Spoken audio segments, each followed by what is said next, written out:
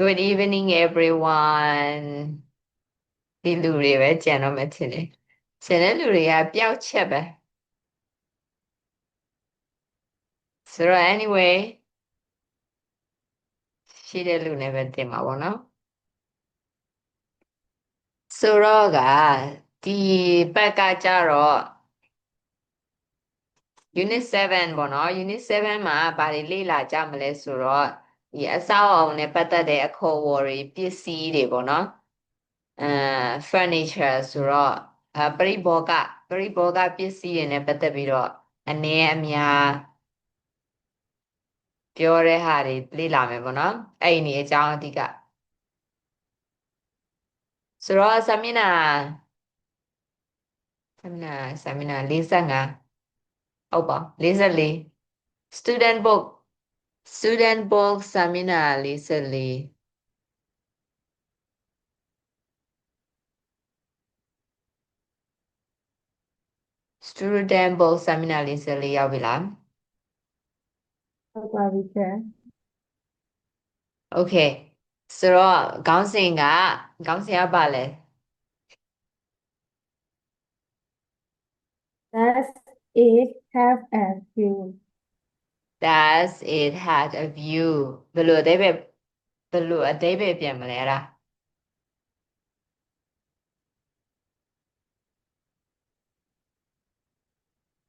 တယောက်ပြောပြကြည့် that is has a view ဆိုတာဘာအဓိပ္ပာယ်ဖြစ်မယ်ထင်လဲ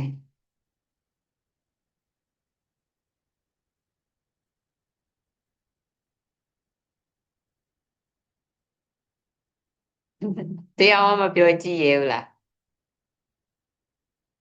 ကျောင်းစင်ဝင်ပြောကြည့် that is have a view ဆိုတာဘာအဓိပ္ပာယ်ဖြစ်မလဲဒီမြင်ကွင်းကဘယ်လိုရှိဟာ ဒီမြင်ကွင်းကဘယ်လိုရှိဒီမြင်ကွင်းကဘယ်လိုရှိလဲကလဲမိကွန်းရော that is have a view ဆိုတာလားမိကွန်း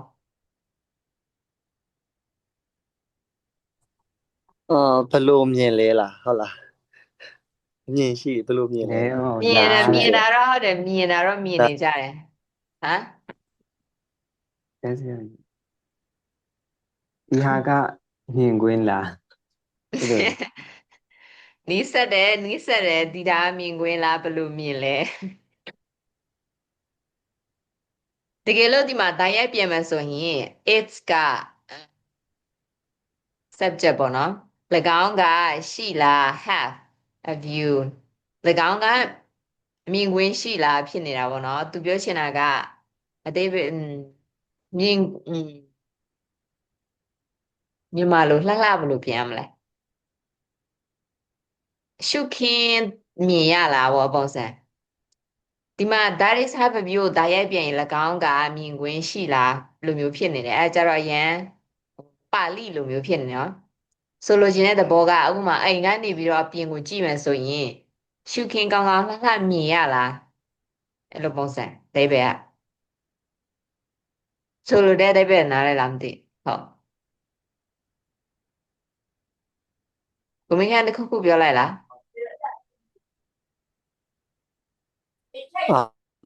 ပြောရှယ်မိုက်ဖွင့်ထားလို့ okay ဟုတ်ဆိုတော့ that is have a view ဆိုတာဆိုလိုရင်းကရှုခင်းလှလှမြင်ရလားအပေါ်ကနေဗာမြင်ရလဲပေါ့နော်မြန်မာလိုဆိုရင်အဲ့လိုဖြစ်သွားအဓိကရှုခင်းလှလှမြင်ရလားအဲ့လိုမျိုးမှတ်ထားလို့ရနော် that is have a view ဆိုတာအလုံးပိတ်မဟုတ်ပဲနဲ့အဲ့လိုမျိုးအပြင်ကိုမြင်ရတဲ့မြင်ကွင်းမြင်ရတဲ့မြင်ရလားပေါ့နော်ရှုခင်းမြင်ရလားပဲပို့လာတယ်ဆိုတော့ house နဲ့ home နဲ့ဘာကွာလဲအရင်တော့ပြောပြဖူးတယ်မမေးတဲ့လူပြောပြကြည့် house and home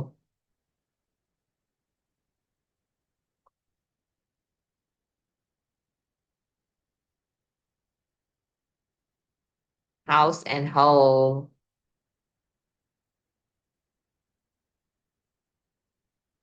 ဟဲမယတနာ house and home ပြောပြကြည့်ဘာကွာလဲ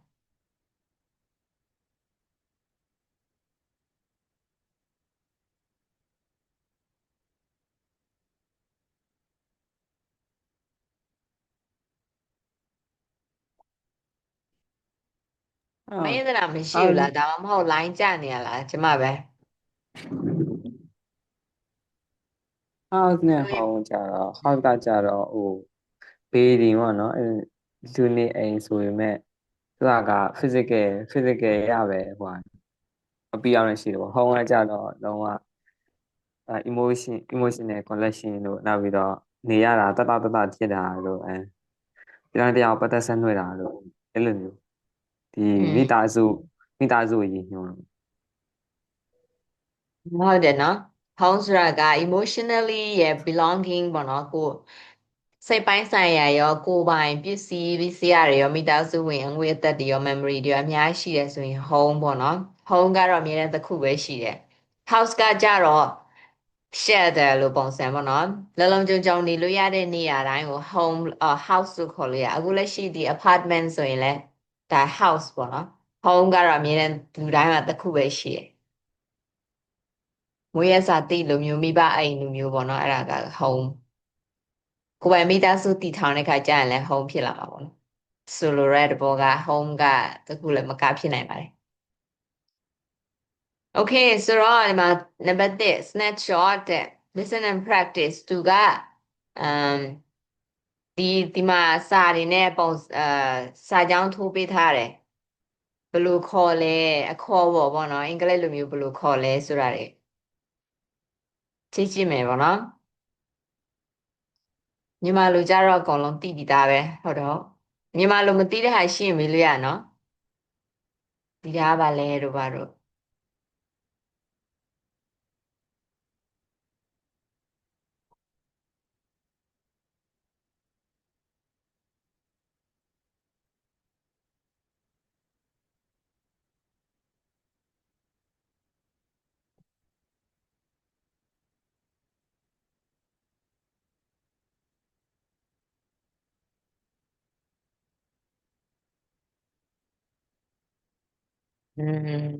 အကောင်လုံးအသေးပဲနားလဲလားမရှင်းတာရှိလား ပြပါဦးဗျာ တခုရှိတာကလေဒီကလူတွေလည်းကြားဘူးမလားမသိဘူးဒီ first floor နဲ့ ground floor ကို UK နဲ့ US နဲ့ကလည်းနည်းကွဲတယ်ပေါ့နော်ဥပမာ UK မှာဆိုရင်ဒုတိယထပ်လို့ပြောလိုက်မယ်ဆိုရင်သူကတတိယထပ်ဖြစ်နေတတ်တယ် first floor လို့တချို့လူတွေက first floor ဆိုရင်ပထမဦးဆုံးထပ်ကိုခေါ်တာပေါ့နော် first floor တချို့လူတွေကြတော့အဲ့ဒီပထမဦးဆုံးထပ် first floor ကို ground floor လို့ခေါ်တယ် ground floor ဆိုရင်အရင်ဦးဆုံးအထက်ပေါ့နော်မြေညီထက်ပေါ့အဲ့လိုမျိုးပြောမလားအဲ့ဆိုရင်ဒါပထမအထက်လို့ပြောပါနော် first floor ဆိုရင်ဒုတိယအထက်ဖြစ်သွားတချို့လူတွေကခေါ်ပေါ်မှာအဲ့ဒါတတိထားပေါ့နော်အဲ့ဒီတစ်ခုမှားနိုင်တယ်ဒါကနည်းနည်းဟိုnative speaker တွေကြားမှာပေါ့နော်များတော့အဖြစ်သူတို့ UK လား US လားပုံမူတည်ပြီးတော့ဒါကဘ ഹു တုတအနေနဲ့ပြောပြရနော်ဆိုတော့မြန်မာနိုင်ငံမှာဆိုရင်ပထမထက်ဆိုရင်အမြင့်ကြီးထက်အောက်ဆုံးထက်ကိုပထမထက်လို့ခေါ်တာဟုတ်ဒုတိယထက်ဆိုတာနောက်တစ်ထက်သွားတဲ့ဟာဒုတိယထက်ဟုတ်ပါဟုတ်ပြီတယ် Okay ဆိုတော့ဒီမှာဒီစာလုံးတွေကိုသူဖတ်ပြမယ်ပေါ့နော်ဖတ်ပြတာကိုလိုက်နားထောင်ကြည့်မယ်ပြီးတော့လိုက်ဆိုကြည့်မယ်နော်အတန်ထွက်မှန်အောင်ပေါ့အနီးဆက်ဆုံးမှန်အောင်နားထောင်ကြည့်အောင်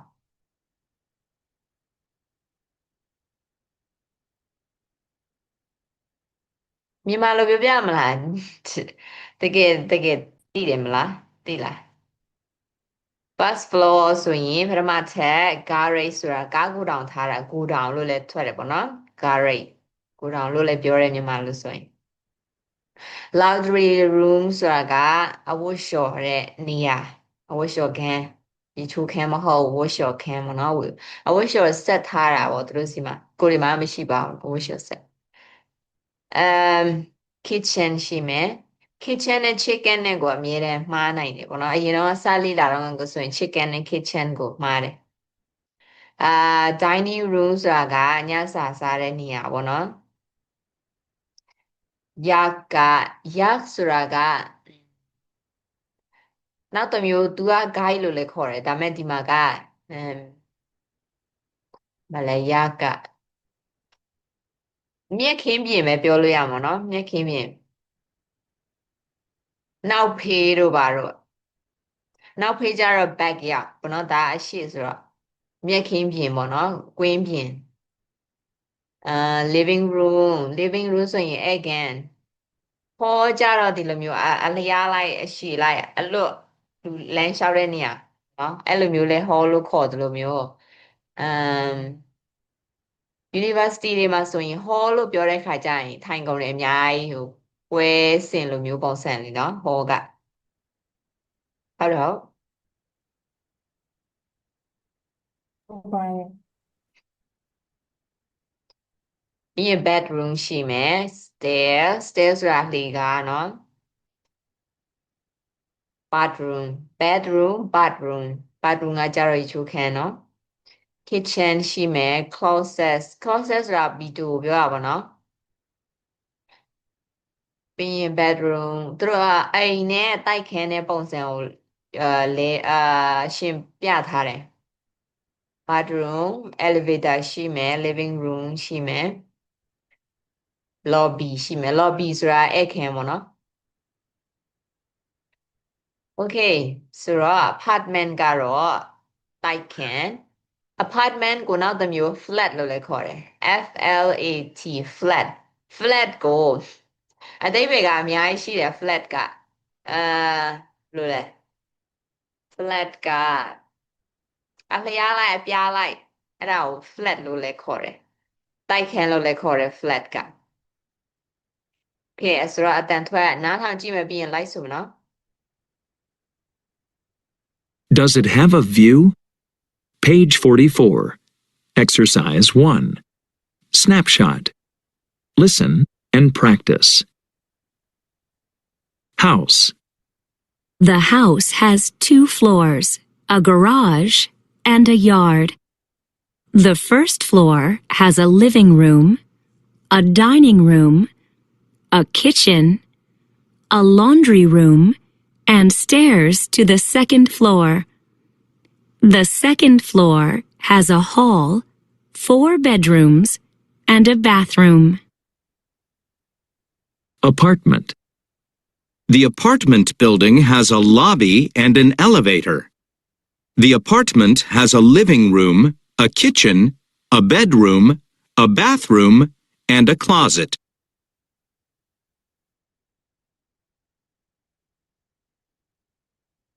elevator ကိုလေနောက်တစ်မျိုးခေါ်တာက lift လို့လည်းခေါ်တယ်နော် LIFT elevator မြန်မာလိုပါလဲတက်လေက lift လို့ခေါ်နော် okay ဆိုတော့အခေါ်အဝေါ်တွေသိရနော်နှစ်ခုစလုံးမှလေဘာတွေကွာကြလဲ house နဲ့ apartment နဲ့ဘာကွာလဲဘာတွေရှိပြီးတော့ဘာတွေမရှိလဲ house မှာကျတော့ elevator မရှိဘူး elevator နော် elevator house မှာ elevator မရှိဘူး apartment မှာကျတော့ရှိတယ် ပြီးတော့ရောကျန်လူတွေရော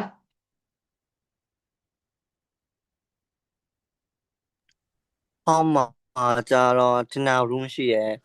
apartment မှာကျတော့ dinner room မရှိဘူး dining room ပြောလား dining room ဟုတ်ကဲ့ dining room မရှိဘူးเนาะ okay ကျန်လူတွေရောကျော်စင်ဝင်းမယတနာတရားတစ်ခုပြောပြကြည့်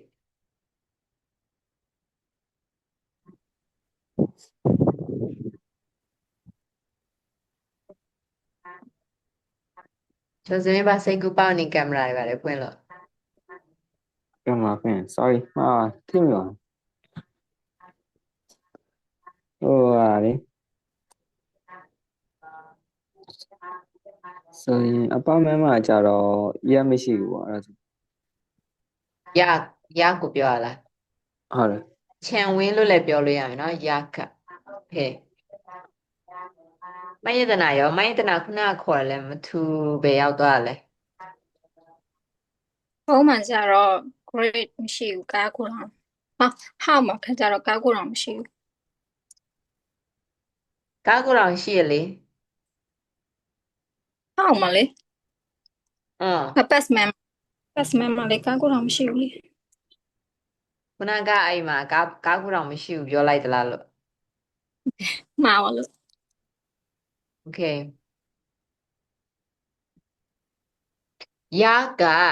ကလို့တန်ထွက်နော်ခြံခွင်ဒါမှမဟုတ်ရင်လည်း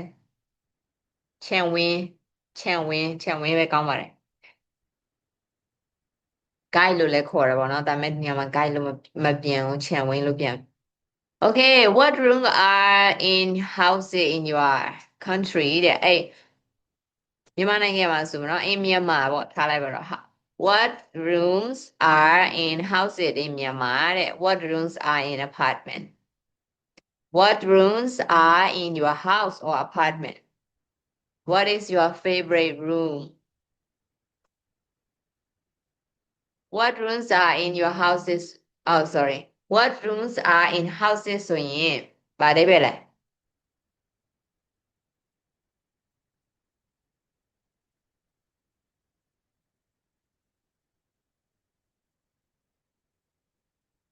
ဒီနေ့အရင်စာမင်းနေလို့လားမသိဘူးเนาะအရင်တိတ်ချဆိုတော့မြန်မာနိုင်ငံမှာဆိုရင်အဲ့မြန်မာနိုင်ငံရဲ့အဲ့ဖွဲ့စည်းပုံကဆိုရင်ဘာအခန်းတွေရှိလဲတဲ့ပြီးတော့တိုက်ခန်းတွေမှာဆိုရင်လည်းဘာအခန်းတွေရှိလဲတဲ့ဒါက UK ဆိုတော့ UK ဆိုတော့ဒါသူတို့ရဲ့ပုံစံပေါ့နော်သူတို့အိမ်ဆောက်တဲ့ပုံစံတကယ်လို့တင်းရဲ့အိမ်ဒါမှမဟုတ်တင်းရဲ့ apartment မှာဆိုရင်လည်းဘာအခန်းတွေရှိလဲတင်းရဲ့ကြိုက်ဆုံးအခန်းကဘာအခန်းဖြစ်မလဲတဲ့မိကုန်း၄ခုရှိတော့တယောက်တစ်ခုလောက်ဖြည့်ပြပါလား My favorite room is bedroom. bedroom เนาะတူပဲ bedroom is my favorite my little war ချဲလူရော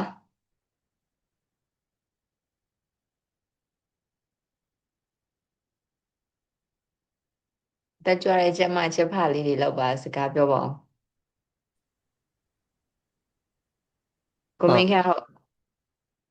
favorite room ကတော့ bath အဲ့ခံပဲသဘောကျတော့အဲ့ဒါအတူတူပဲ bedroom เนาะ နောက်ပြီး bedroom တော့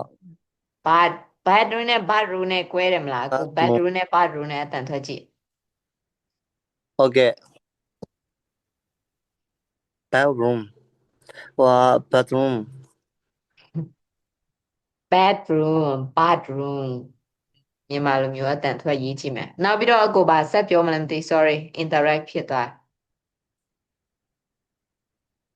ဆက်ပြောအကိုဟုတ် ဘာမှမဟုတ်တော့ဘာမှမဟုတ်တော့ပြောမသိတော့ Okay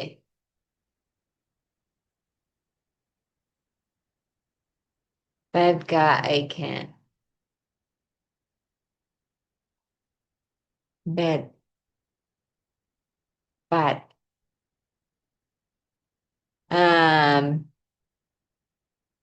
bed bed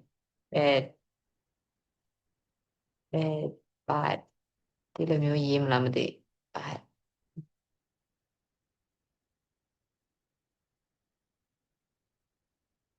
မြန်မာလိုအတန်ထွက်ရေးစိတ်ကြည့်ထားတာ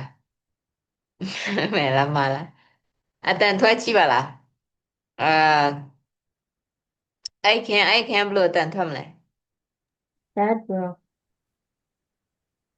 တယောက်တစ်ခါထွက်မယ်အကုန်လုံးအိတ်ခန်း bathroom Okay bathroom bedroom ပဲထွက်အောင်မယ်နော်ရေချိုးခန်းအိတ်ခန်းနော်ကျော်စင်ဝင်းမယတနာကြားသေးဘူး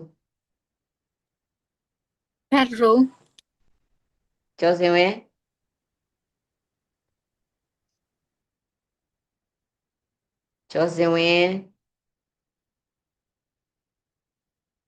ဘယ်ရောက်သွားလဲရေချိုးခန်းအတန်ထွက်ကြည့် Bedroom. အိတ်ခန်း bathroom bedroom နဲ့ ရေချိုးခန်းကြတော့ bathroom ကိုမင်းခန့်အတန်ပြန်ထွက်ကြည့်ရေချိုးခန်းကပါလဲ bedroom ရေချိုးခန်း bedroom အိတ်ခန်း အိတ်ခန်းက bedroom ဟုတ်တူတူပဲဖြစ်နေ bed bedroom နဲ့ bathroom ညီမလိုရေးထားတာမှားနေတာမသိဘူးကျမအတန်ရှင်းလားအိတ်ခန်းဆိုရင် bed အသက် bed နော်ရေချိုးခန်းဆိုရင် bed ဟုတ် မှားကုန်ပြီ bed အိတ်ခန်းဆိုရင် bed စိုးတယ်လေ bad you are very bad ဟောတာ bad ပေါ့နော်ဒါနည်းနည်းဆင်တာပေါ့bedroom အိတ်ခန်းနော်အိတ်ခန်း bedroom ရေချိုးခန်းက bath bathroom bed ကလေးမွေးတာလေ give birth နဲ့အတူတူပဲ bath bathroom bedroom bathroom ပြန်ထွက်ကြည့်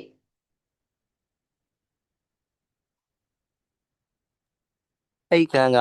bedroom ရေချိုးခန်းကြတော့ bedroom bedroom လား bedroom လား သူနေတော့မယ် bad က ဟိုမကောင်းတာလေစိုးတယ် bad bad bed bad bed bad bed bedroom bathroom နော်ပြန်ပြောကြည့် အိတ်ခန်းက bedroom ရေချိုးခန်းကြတော့ bedroom bathroom okay ရသွားရင်ကျန်းလူရောမိတ်တနာနှစ်ခုပြောပြကြည့်ရှင်ပြီးတော့ bedroom bathroom ရေချိုးခန်းက bedroom အိတ်ခန်းက bathroom bedroom နဲ့ bathroom နော် okay မိခန်းပြန်ပြောပြကြည့် အိတ်ခန်းက bedroom ရေချိုးခန်းက bedroom အိတ်ခန်းက bedroom ရေချိုးခန်းက bedroom သူနေတယ်လို့ပဲဟော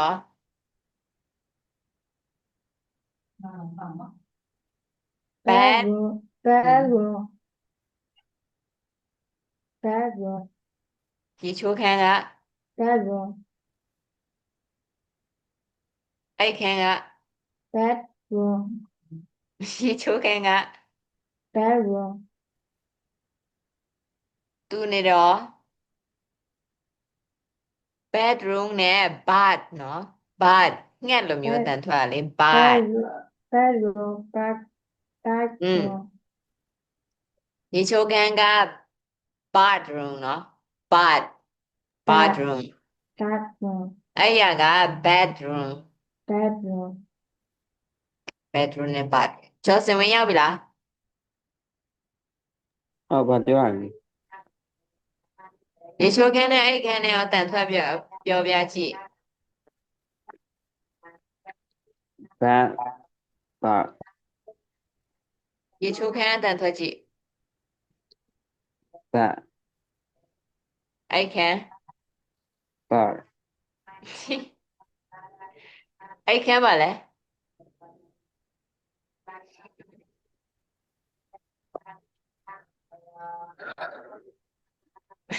အိတ်ခန်းပါလဲပြန်ပြောကြည့် but bath လား bed လား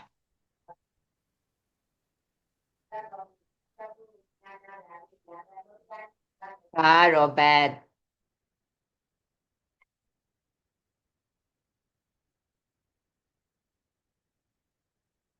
ချီတန်ပိတ်လိုက်ပြီရော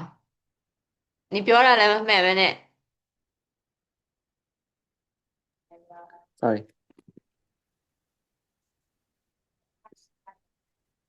你ပြန်ပြောငါမကြောက် but bed but တူ bed ပဲဟောအတန်ထွက်က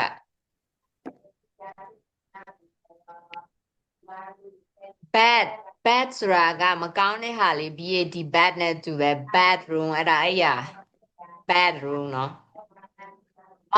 bad ကြတော့ငှက်အတန်ထွက်တယ်ငှက် bad နဲ့မွေးတယ် get bad တေအဲ့ဒီ bad ကအဲ့ရအော်ရေချိုးခန်းရောကောင်းပြီဒီပြောကြည့်အဲ့ရ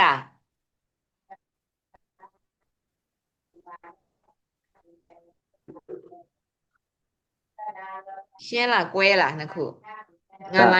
line ထစ်နေရလားမသိအဲ့ရက အာ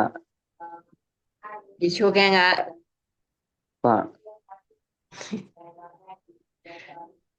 ငါပဲနားမကောင်းရလားမသိဘူးသူနေတယ်လို့ပဲ bad နော် bathroom ပြန်ပြောကြည့်ရေချိုးခန်းက ပါ bathroom ရေချိုးခန်းက bathroom အဲ့ရက ပါ bedroom နော် bedroom နဲ့ bathroom bad မိုင်းစနာပြန်ပြောကြည့်ပါလား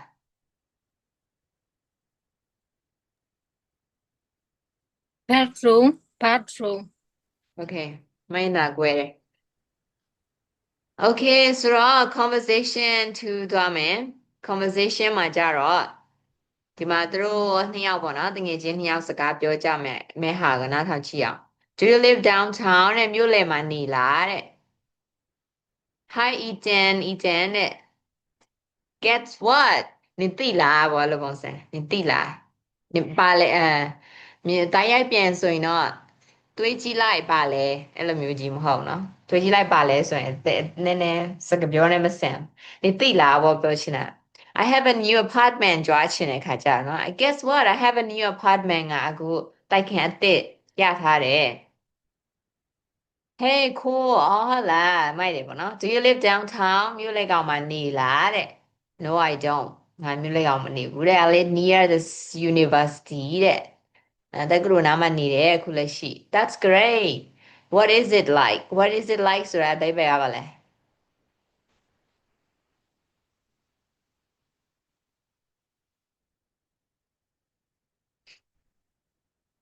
What is it like ကြိုက်လား အာဟာအဲ့ဒါကိုကြိုက်လားမကြားချင်ဘူးအဲ့ဒါမဟုတ်ဘူး အဲ့ဒါဘာနဲ့တူလဲ အေးကိုမင်းကမမေ့သွားတာလားတော့မဟုတ်ဒီနေ့2လား3မှာလားမသိဘူး personality နဲ့ appearance မေးတာလေဘလို့လဲအဲ့ဒါကဘလို့ပုံ What စံ she လဲ like လို့ What he like what she like what he like ဆိုရင် तू ဘာကြိုက်လဲမေးတာမဟုတ်လေနော် तू ကဘယ်လိုမျိုးလူလဲအဲ့လိုမျိုးပုံစံဒီမှာလဲ what is like ဆိုရင်လဲ like က adjective ဖြစ်နေတယ် तू ကဆိုတော့အဲ့ဒါဘယ်လိုလဲအတိုက်ခံဘယ်လိုလဲပြောချင်တာကြိုက်တာမဟုတ်နော် It's really nice တဲ့ရန်ကောင်းတယ် it has a big living room ဆိုတော့အခန်းကြီးရှိတယ်ပေါ့နော်a bedroom ရှိတယ် a bathroom ရှိတယ်ပြီးရင် kitchen လည်းရှိတယ်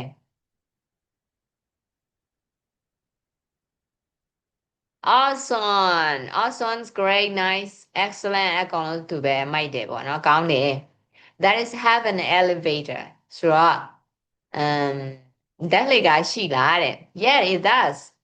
၎င်းကဓာတ်လေကားရှိလား၎င်းက apartment ကိုရည်ညွှန်းတယ်နော် Yes it does and that is have a nice view ပေါ့နော်မြင်ကွင်းကောင်းကောင်းမြင်ရလားပေါ့နော်မြင်ကွင်းလှလှရှိလားပေါ့အခန်းကနေကြည့်လိုက်မယ်ဆိုရင် No it doesn't တိတ်ပြီးတော့မရှိဘူးပေါ့နော်ဒီမှာမရှိဘူးပဲသူပြောလိုက် It has a view or another apartment building ဆိုတော့တခြားရဲ့အခန်းကိုပဲပြန်မြင်ရတယ်တဲ့မြင်ကွင်းလှလှမရှိဘူးပေါ့နော်ပြောချင်တာမြင်ကွင်းတော့ရှိတယ်ဒါပေမဲ့တခြား apartment ကိုပဲပြောတာဟာအခြား apartment ကိုပဲမြင်ရတာပေါ့ Okay သူတို့ပြောတဲ့အတန်ထွက်လေယူလေသိမ်းမေးတဲ့ပုံစံပြောတဲ့ပုံစံကိုတစ်ချက်နားထောင်မယ်နော်ပြီးရင်ပြောကြည့်မယ်နော် Page 44. Exercise 2. Conversation. Do you live downtown? Listen and practice. Hi, Ethan. Guess what? I have a new apartment. Hey, cool. Do you live downtown? No, I don't. I live near the university now. That's great. What's it like? It's really nice. It has a big living room, a bedroom, a bathroom, and a kitchen. Awesome! Does it have an elevator? Yes, it does. And does it have a nice view? No, it doesn't. It has a view of another apartment building. ဆိုတော့ဒီမှာလေ elevator လေ elevator ကဓာတ်လှေကားပေါ့နော်elevator နဲ့အသေးပဲမဟုတ်အတန်ထွက်စင်တဲ့အရာတစ်ခုရှိတယ်သူလဲ noun ပဲဘာဖြစ်မလဲအကောင်တကောင်နဲ့တူတယ်အတန်ထွက်စင်တာတူတာမဟုတ်ဘယ်လိုသိမလဲ မိချောင်းလား မိကြောင်နဲ့အတန်ထွက်စင်တယ်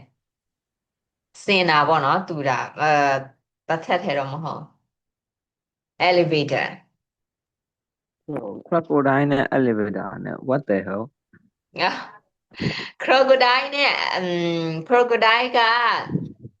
ခေါင်းရှိမိကြောင်လားမသိဘူး elevator ဆိုတာကခေါင်းတူမိကြောင်ရှိတယ်တာကြီး crocodile နဲ့မလေး what the hell တဲ့အေးပါကွာဒီခါတော့ငါမှန်တယ်နေအောင်ခေါင်းတူလားခေါင်းရှိလားချက်ကြည့်လောက်မယ်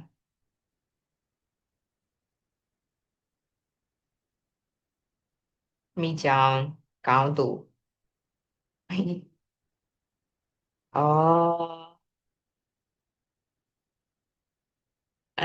ခေါင်းတူလားခေါင်းရှိလားခဏနော်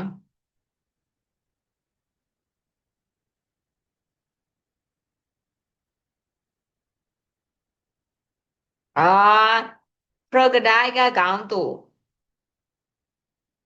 ဟုတ်တယ်ဟုတ်သူလိုပဲ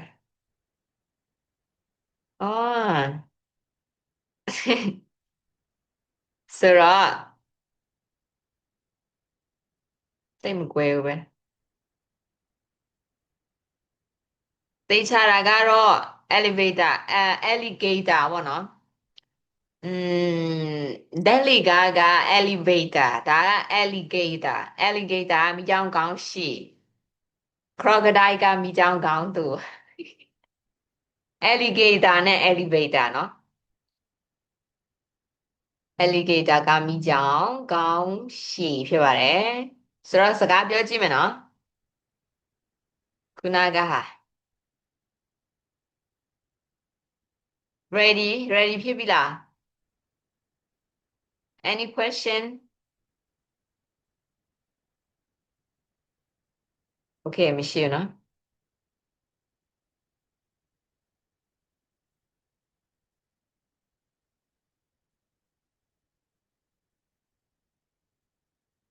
Zoom ဖွင့်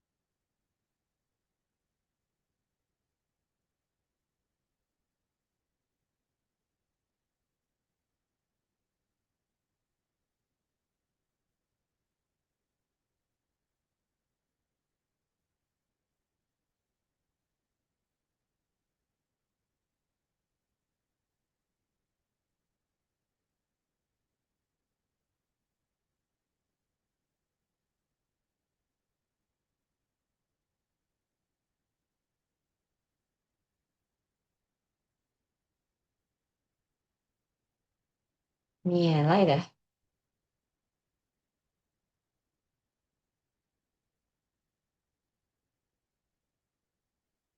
ဆိုတော့ sorry ခုနကတော့ငါ alligator မိချောင်းကောင်းရှိလို့ပြောလိုက်တကယ်တော့မိချောင်းကောင်းတူနော်စာလုံးပေါင်းရဲ့အတန်ထွက်ရဲ့အသေးပဲရဲ့ကို group မှာပို့ပေးထားတယ်ဆိုတော့ဆိုတော့ဆိုတော့ဒီကောင်ဆိုတော့ alligator က noun ပေါ့နော် noun elevator ကလည်း noun ပဲဒါပေမဲ့သူကဟုတ်လားလက်လိက Let's go to number 3 grammar focus simple present short answer တဲ့ question တွေနောက်ပိုင်း question တွေပြီးတော့ answer အဖြေတဲ့ပုံစံလာမှာပေါ့နော်ဆိုတော့ဒီမှာဆိုရင်745ရဲ့ number 3ရောက်ပြီလား ဟုတ်ကဲ့ ရပါပြီ Okay ဆိုတော့ grammar focus ပေါ့နော်ဒီမှာဆိုရင်သူကလာဖြစ်လားမဖြစ်ဘူးလားမေးလာတဲ့အချိန်မှာမိကုန်းအကောင်လုံးပြန်ကောက်စရာမလိုပဲနဲ့သူပြောတဲ့ဟာကိုပဲ yes it does ဆိုတော့ဒီမှာပေါ့နော် Do you live in an apartment? Yes I do. Yes I live in an apartment ပြန်ပြောချင်လေရတယ်ဒါပေမဲ့ native speaker တွေလိုမျိုးပြောချင်တယ်ဆိုရင် yes I do do နဲ့မေးတယ်ဆို do နဲ့ဖြေတယ် does နဲ့ဆိုရင် does နဲ့ပြန်ဖြေတယ်ပုံစံပေါ့နော်အဲ့လိုပုံစံ Do you live in an apartment? Yes I do. No I don't. Do the bedrooms have closets? Yes they do. No they don't. My bedroom ကအများကြီးပဲဆိုတော့ they ကိုနံစားတောင်းလိုက်တယ်ပြီးတော့မေးထားတဲ့ do does နဲ့ပဲပြန်ဖြေတယ် Yes they do. No they don't. Does ဒီမှာ Ethan ကတယောက်တည်းဖြစ်တဲ့အတွက်ကြောင့် does နော် Does Ethan live in a house? Yes he does. သူနေတယ်ဆိုရင် yes he does. တကယ်လို့ပြန်ဖြေချင်တဲ့အရှိဆိုရင် yes he live in a house ဆိုလည်းရဒါပေမဲ့အရင်မကောင်းအဲ့ဒါ beginner ဆန်တယ်ပေါ့နော်ဘိုးဆန်ပြောမှဆို yeah he does ဒီတိုင်းမနေဘူးဆို no he doesn't ပြီးရင် does the house have a yard ခြံဝင်းရှိလားပေါ့နော်ဆိုတော့ yes it does no it doesn't အဲ့လိုမျိုးအတူပဲဖြေတာ simple and short လာမေကုန်းနဲ့အများကြီးလောက်ထားရနော် subject အများဆိုရင် do နဲ့မေးတယ်မဟုတ်ရင်လည်းတကယ်လို့ဖြစ်ရှိဒီadjective နဲ့ဆိုင်တဲ့စကားလုံးတွေအကြောင်းအရာတွေဆို and is are နဲ့မေးတာပေါ့နော် subject အများဆို are နဲ့မေးတယ်မဟုတ်ရင် do နဲ့မေးတယ်ပြီးရင်အနည်းဆိုရင် does နဲ့မေးတယ် okay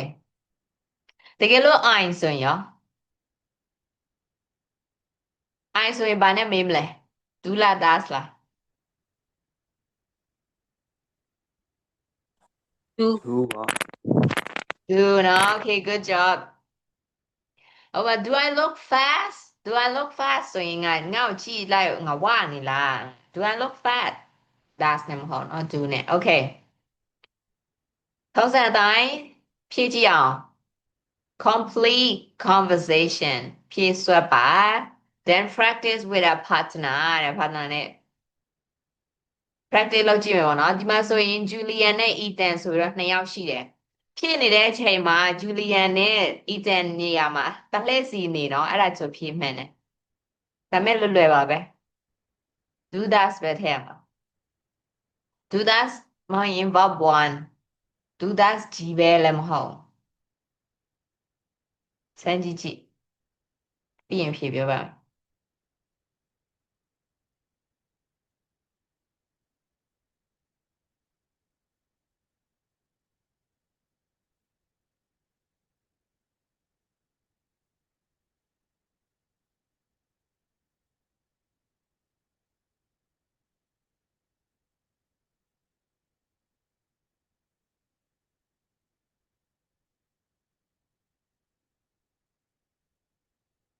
ကျမရေကယူဆိုင်ပါမိုးတွင်းရောက်နေပြီဆိုတော့သွေးလုံးတုတ်ပွေး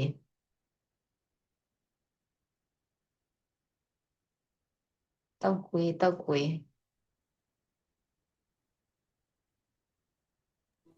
းပါပြီ ပြီးသားရလား မြင်လာတိုင်း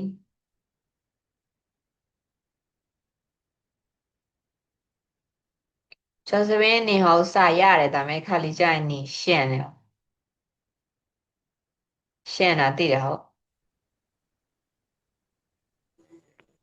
ဘယ်လိုမျိုး စာရတယ်ဒါပေမဲ့တစ်ခါလီကြရင်မမြင်အဲ့လိုမျိုးပြီးရင်ပြီးရောလို့တဲ့ခါကျမှားတွေပါတတ်တယ်လို့ပြောချင်တာရှင့်တယ်လို့ခေါ်ရတာ ဟုတ် အကြံပေးချင်တာကတော့တေချာပြန်စစ်ပေါ့နော်တစ်ခုခုလောက်ပြီးတဲ့ခါကျရင်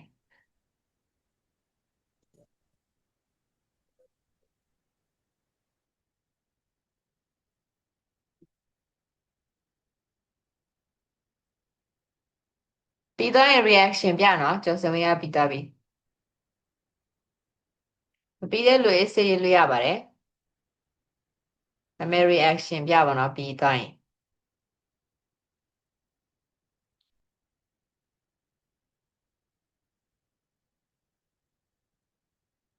ဒီမေခံပြီးသွားရင်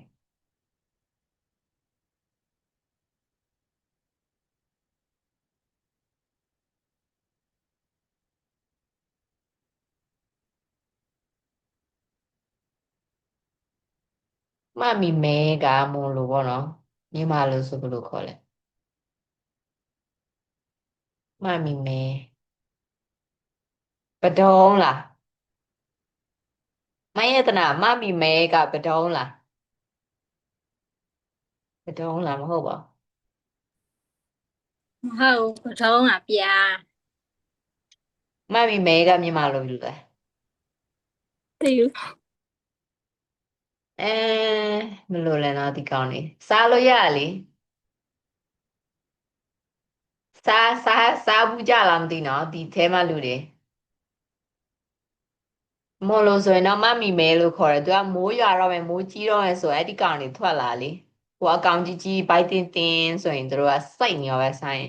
ကြော်စား ပက်ရက်လား ပရင်မဟုတ်အတောင်ပံနဲ့ဒီပါလေသူတို့မီးတွေစီမှာသွားတိုးတယ်လေဘယ်လိုခေါ်လဲနော်မြန်မာလို့ ဟာလေပက်လူလားဘလို့အကောင် အာ လုံး ဘလူဟုတ်တယ်ဘလူကြော်စားဖူးကြလား စားဘူးတယ် တားလို့ကောင်းတယ်နော်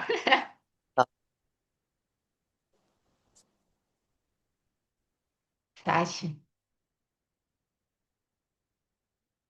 မီးထွန်းထားပြီးတဲ့အောက်မှာရေချထားအိုးနဲ့ဆိုမှသူတို့ရေပေါ်မှာလာနာပြီးတော့အဲဒီကနေဆယ်ပြီးတော့ကြော်စားဟိုးငယ်တော့ငါပဲโอเคပြီးသွားပြီချင်တယ်နော်ပြီးသွားရင်အဖြေဖတ်ပြတရားပါဘယ်လိုဖတ်ပြချင်လဲအကောင်လုံးဖတ်ပြပြီးရင်မှ practice လုပ်မယ်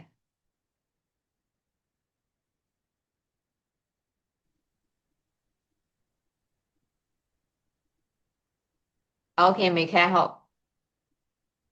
ကျဲလူနားထောင်မယ်နော် Do you live in an apartment? No, I don't. I live in a house. Does it have a yard? Yes, it does. That sounds nice. Do you live alone? No, I don't. I live with my family. Do you have any brothers or sisters? Yes, I have. I have 4 sisters. Really? Do your house have many rooms? Yes, I have. It have 4. Do you have your own bedroom? Yes, I have. I'm really lucky. โอเคဆိုတော့ဘယ်သူအမှားထောက်မလဲအကောင်လုံးလောက်စားတဲ့သူပဲလားမိခဲနဲ့မတူတာပြောပြကြည့်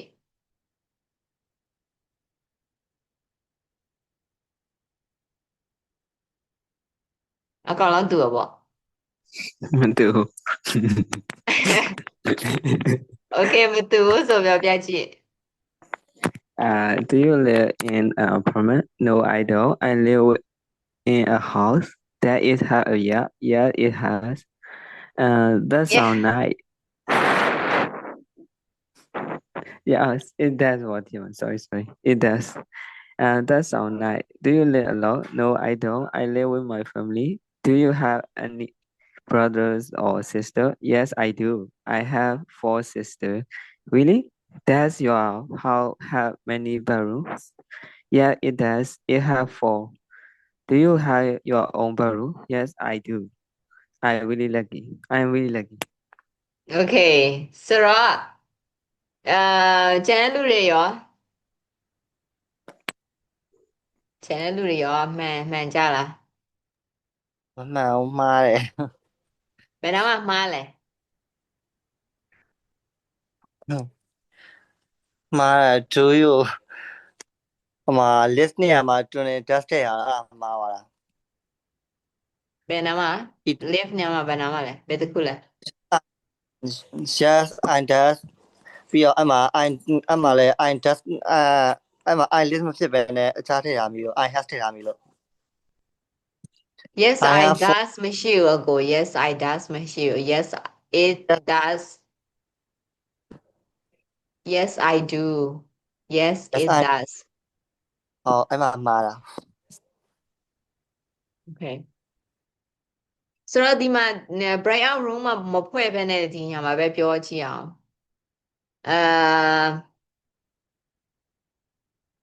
မယတနာနဲ့ကျော်စင်ဝင်းနဲ့ပြောကြည့်ကြည့် ဘာပြောရမှာဒီ conservation ပဲလား conservation မဟုတ်နော် conversation sorry conversation sorry ဟိုစကားပြောဆိုတော့ conservation ဖြစ် Okay Julia မယတနာ Ethan ကကျော်စင်ဝင်း Do you live in an apartment? No I don't I live in a house There is had a yacht. Yes it does That sounds nice. Live alone. No I don't I live with my family Do you have any brother or sister? Yes I do I have 4 sisters Really? Does your house has many bedrooms? Yes it does it have 4 Do you have your own? Yes I do I'm really lucky Okay ဆိုတော့ကိုမိခန့်နဲ့မိခန့်နဲ့ကိုမိကိုမိခန့်ခေါ်မလို့ sorry I'm sorry ကိုမင်းခန့်ကဂျူလီယာလောက်မယ်မိခန့်က Ethan do you live in an apartment No, I don't. I live in a house.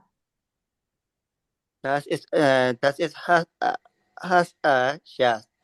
Yes, it does. that sounds nice do you live alone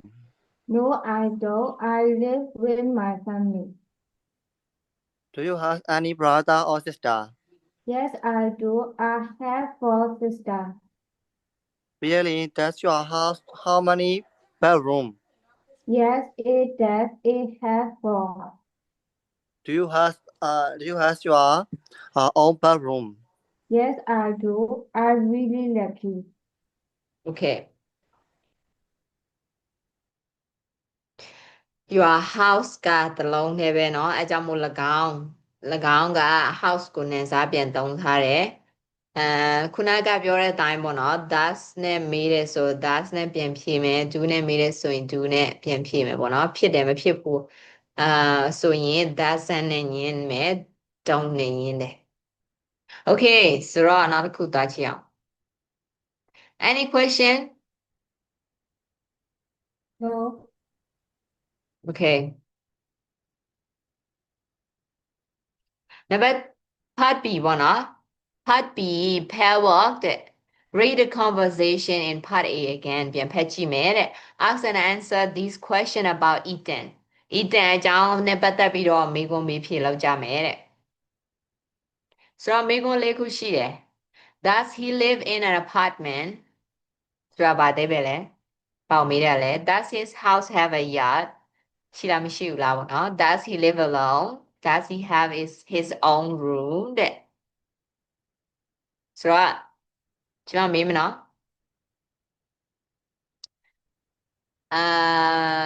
မေခန့် does he live in an apartment Yes. Yes, he does. Are you sure Yes. သူကအိမ်မှာနေရလားတိုက်ခန်းမှာနေရလားငါထင်တာတော့သူကအိမ်မှာနေတယ်လို့ပဲနော်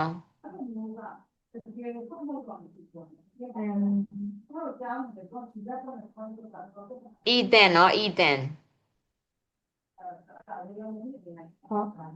No. So what is the right answer? Correct answer is He lives in a house. so အဖြေပြန်မေးခွန်းပြန်မေးမယ်နော် Does he live in an apartment? No, he doesn't. He lives in a house. Okay, he lives in a house. Good. Thank you. Thank you. Number 2, does his house had a yard, Josephine? Yard. That his house have a yard.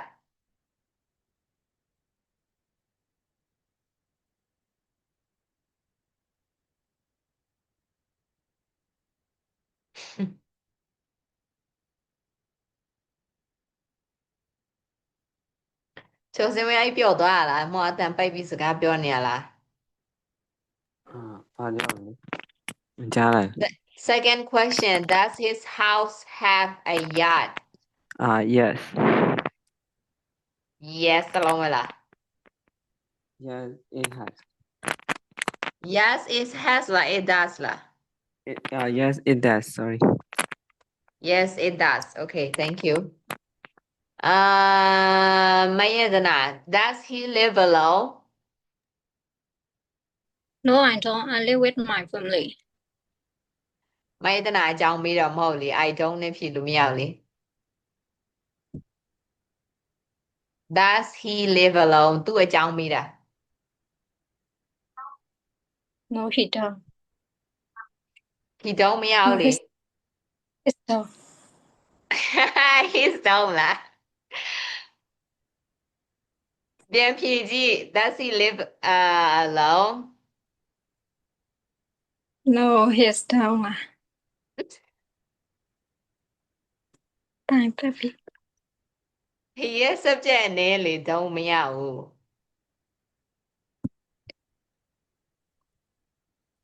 Huh? Doesn't. Does he Sorry. live alone No, his doesn't. He doesn't เนาะ his မဟုတ်เนาะ He doesn't Okay he lives with his family Okay ကိုမင်းခန့်နောက်ဆုံးမေးခွန်း Does he have his own room Yes. Yeah, it does. It does ဆို၎င်းရှိသွားမယ်သူ့မှာရှိတယ်လို့ပြောရမှာသူရတယ်သူအိမ်သူ သူအပိုင်မဟုတ်လား သူအပိုင်ဟုတ်တယ် IT it နဲ့တော့ဖြေလို့မရအောင်ကို it နဲ့မေးတာမဟုတ် Yeah, he yes တော့ he does. Yes he does Yes he does No he doesn't အဲ့လိုပုံစံနဲ့ဖြေမှာเนาะဆိုတော့ Okay number 4 listening သွားမယ် we have a nice yard ခြံဝင်းလှလှလေးရှိတယ်တဲ့ Listen to 4 people describe their homes Number the picture from 1 to 4เนาะ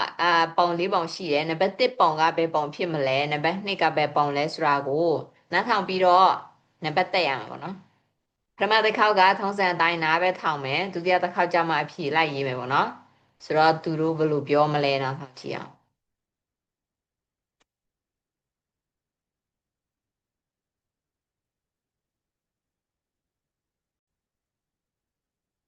ဒါ grammar လာမှာတင်တယ် Page 45. Exercise. Exercise 4. Listening. We have a nice yard. Listen to 4 people describe their homes. Number the pictures from 1 to 4. 1, My family lives on the first floor of a house. Another family lives on the second floor. The people on the second floor are nice, but they're not very quiet. 2, I live in an apartment downtown. It's in a large modern building. I have a great view of the city, and I'm close to lots of stores and restaurants. 3, My apartment is very small. It has just one room with a very small kitchen. It doesn't have a bedroom, so I sleep on the sofa. 4, My family and I live in an old house in the country. The house is a little small, but we have a nice yard and lots of trees. We like it a lot. ဒီမှာလေကြားဖြတ်တစ်ခုပြောမယ်နော်ဗာလဲဆိုတော့ country ဆိုရက်အဓိပ္ပာယ်ကရွာလို့ပြောလို့ရတယ်နော် country ကတကယ်ဆိုရင်နိုင်ငံပေါ့နော်မြန်မာလိုမျိုးပြန်ရင်ဒါပေမဲ့သူ့ရဲ့တခြားအဓိပ္ပာယ်က country ဆိုတာကမြို့ပြင်ရွာလို့ပုံစံပြောတာ village လို့သူတို့မသုံးဘူးပေါ့နော် country လို့ပြောတာ country size country sounds အဲ့လိုမျိုးတွေကရွာတော့ရွာကျေးရွာအဲ့လိုပုံစံ okay ပြန်နားထောင်မနော်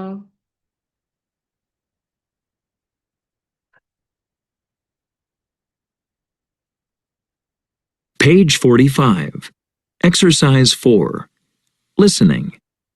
We have a nice yard. Listen to 4 people describe their homes. Number the pictures from 1 to 4. 1, My family lives on the first floor of a house. Another family lives on the second floor. The people on the second floor are nice, but they're not very quiet. 2, I live in an apartment downtown. It's in a large modern building. I have a great view of the city, and I'm close to lots of stores and restaurants. 3, My apartment is very small. It has just one room with a very small kitchen. It doesn't have a bedroom, so I sleep on the sofa. 4, My family and I live in an old house in the country. The house is a little small, but we have a nice yard and lots of trees. We like it a lot.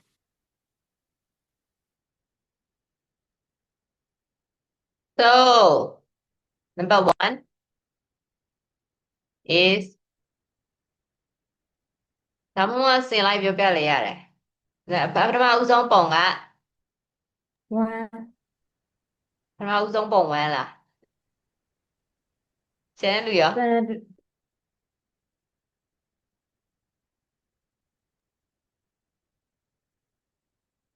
ဖိုက်တာအတန်ဖွင့်လိုက်ရတွေ့လဲပထမဆုံးပုံနံပါတ်ဘယ်လောက်လဲ 2, ဒုတိယပုံက 1, တတိယပုံက 4, နောက်ဆုံးပုံ 3. yes အဖြေကတော့2 1 4 3ဖြစ်ပါတယ်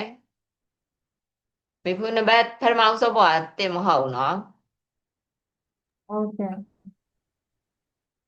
ဒါမှမဟုတ် instruction ကိုမှားပြီးတော့ဟို1 2 3 4အစင်လိုက်ရေးလိုက်တော့မဟုတ်မလား Oh, okay.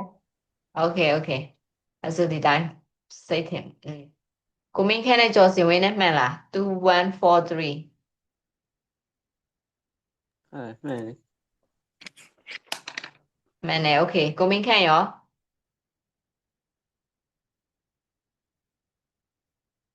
ကိုမင်းခဲရှိသေးလား ရှိတယ်မှန်တဲ့ချက် okay okay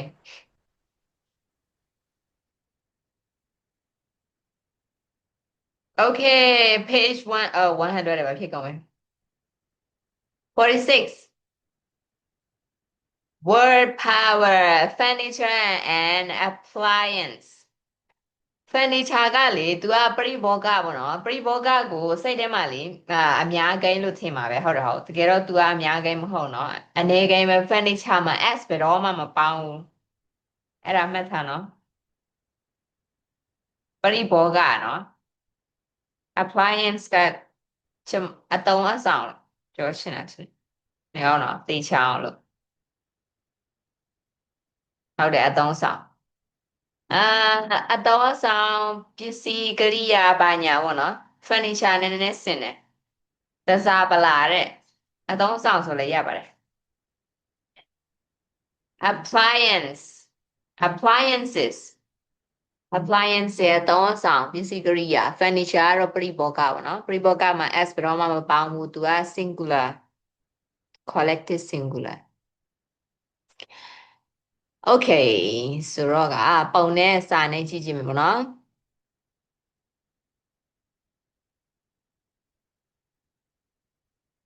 armchair ကကြတော့ဒီတိုင်း sofa ကို armchair ပေါ့နော်ဟိုအောက်ကအမဲနဲ့ sofa ကကြတော့သူက sofa အကြီးပေါ့နော်အဲ့ဒီ sofa နဲ့ဟို armchair နဲ့ကသူပဲ sofa ဆိုပြီးတော့သိလို့ရတယ်မယ်ဒီ armchair ကိုလေအရင်တစ်ခေါက်ပြီးခဲ့တဲ့ဘက်ကပြောပြဖူးတယ်မှတ်မိတဲ့လူပြောပြကြည့် sofa ခေါ်ရရှေ့ကြီးကိုလေစာလုံးတစ်လုံးခေါ်တယ်ဘာဖြစ်မလဲမိခင်လိုင်းကောင်းတယ်မမိသေးလားစီနဲ့စလေ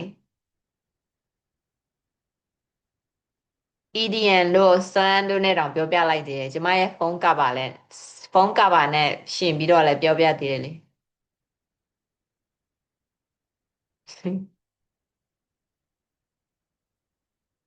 ဘယ်သူမှတ်မိလဲ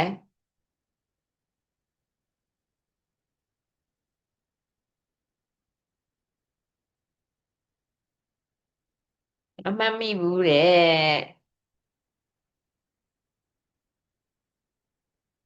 couch တကယ်ဘယ်သူမှမှတ်မမိဘူး couch လေ couch couch ဟုတ်တယ် couch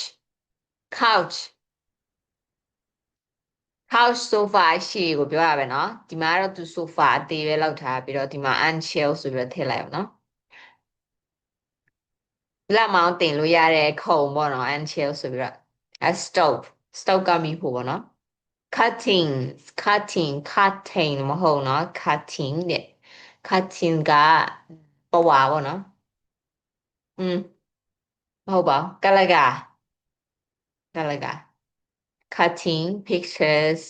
bed table coffee table ကြားရတဲ့ပုတ်သွားပါနော် microwave က microwave ပဲပေါ့နော် microwave ကမြန်မာလို့ဆိုရင်အပူပေးဆက်လား microwave ပဲကောင်းပါတယ်ဟင်းနေပါလေနှွေးတဲ့ဟာပေါ့နော်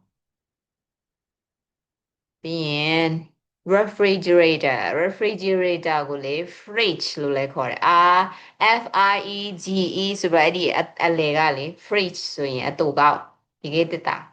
အရှိဆိုတော့ refrigerator fridge ဆိုရင်အတူနော် lamps ရှိမယ် coffee maker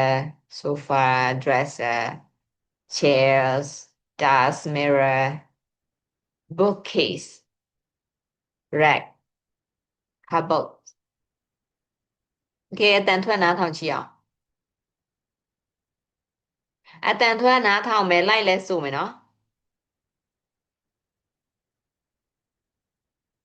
တကယ်လို့မြင်ရတယ်ဆိုရင်နှေးပေးမယ်သူတို့ဆိုတာ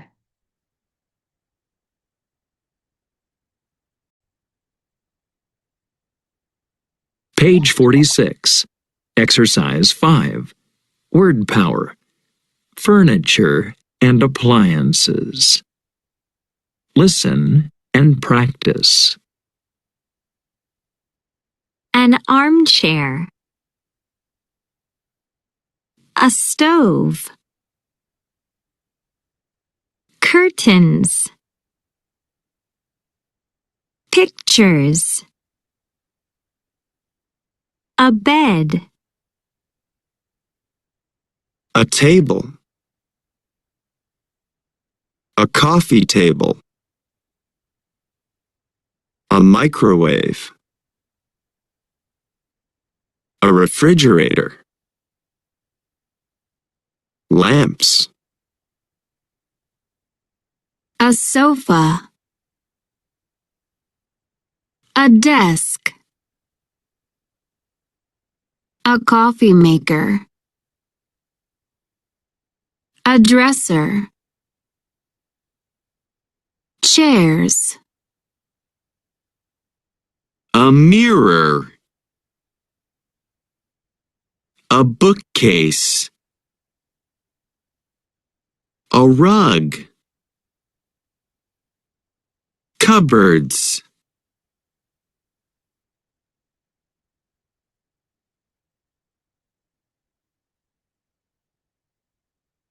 At then, what the yellow so byaji? I go along.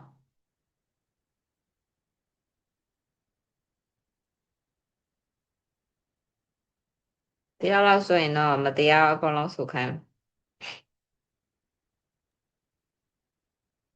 Okay, we can.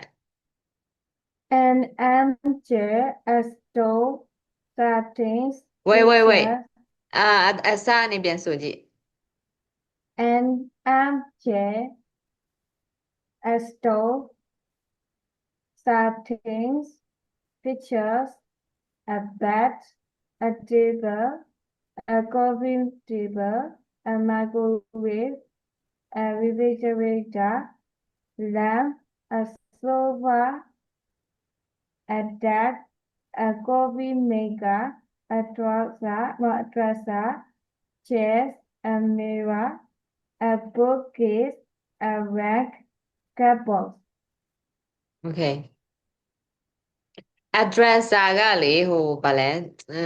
မှန်တင်ခေါ်လို့မှရှိတဲ့ဟာလိုမျိုးပေါ့နော်သူကဆွဲအံ့နေအများကြီးရှိတဲ့ဟာ clauses ကကြတော့အင်ကြီး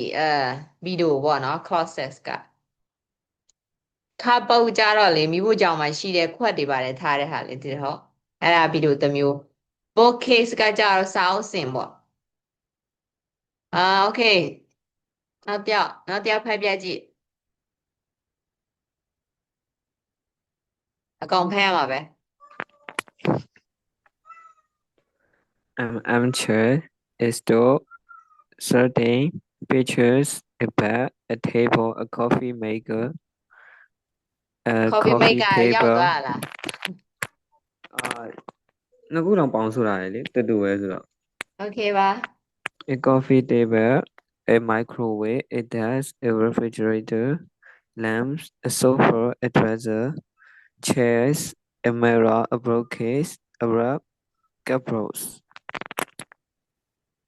အဲ့လိုမျိုးတူတစ်ခုတစ်ခါလေးဆိုလိုက်တော့နားထောင်တဲ့သူကဟိုမျက်စိကပေါ်ရောက်လာလို့ဘယ်ရောက်နေလဲ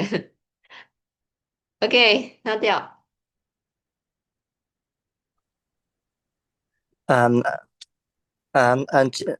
armchair, a stone, certain picture, a ခါ bed, တိမ်မဟုတ်ဘူးကို ဘာလဲ ခါတိမ်မဟုတ်ဘူးလို့ခါတိမ်မဟုတ်ဘူး ဟုတ်လားအဲ့ဒါဘယ်လိုလဲချဲ ခါတင် Kitchen, picture, a bed, a table, a coffee table, a microwave, a refrigerator, lamp, a sofa, a desk,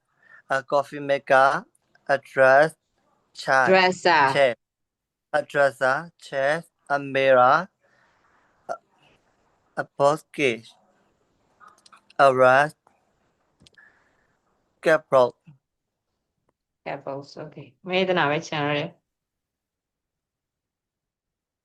An armchair, a stove, curtain, picture, a bed,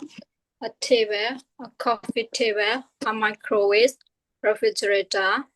lamps, a sofa, a dress, a coffee maker, a dresser, chairs, a mirror, a bookcase, a rug, a cupboard. cupboard အဲ cupboard နော်ခုံဆောင်ကိုဘယ်လိုအတန်ထွက်လိုက်လဲ DESK A dress, a desk, a desk desk, a desk နဲ့ addresser နဲ့မမှားနဲ့နော် a desk နဲ့ addresser Okay, which room have the thing in part A to complete the chart? Chart ပေးထားတယ်မှာ kitchen မှာဆိုဘာတွေရှိမလဲ dining room မှာဆိုဘာရှိမလဲ living room, bathroom, bedroom, sorry, bedroom နော်မှာဘာတွေရှိမလဲဆိုတော့ပစ္စည်းတွေထည့်ကြည့်အောင်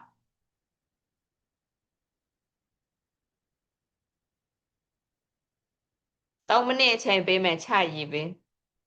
အဲ့ဒီလေးခန်းမှာဘာပစ္စည်းတွေထားမလဲပေါ့နော်ကိုတာဆိုရင်ပေါ့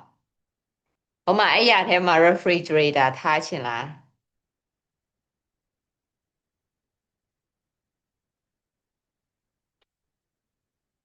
အဲ့ဒါကြတော့ပေါက်ပြက်ဖြစ်သွားအောင်နော်မထားချင်လေရပါတယ်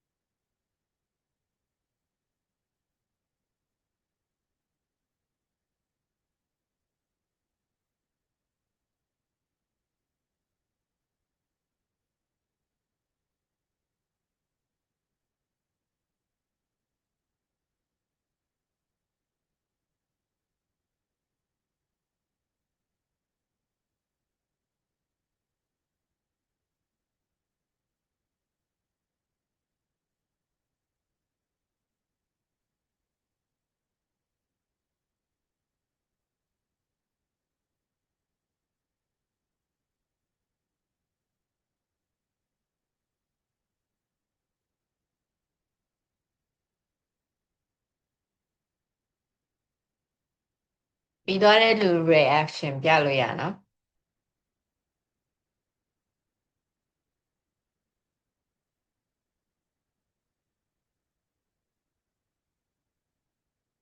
teacher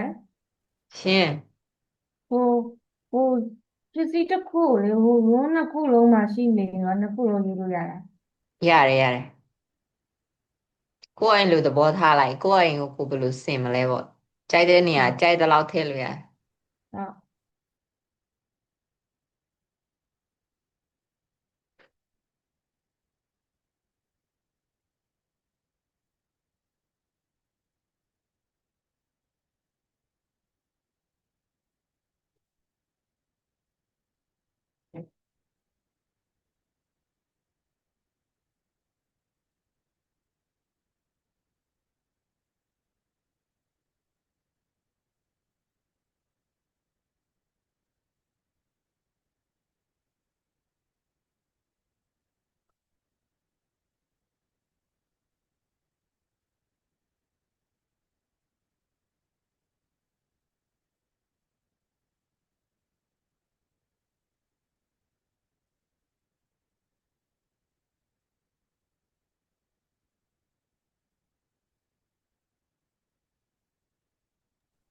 ပြီးသွားရင်တော့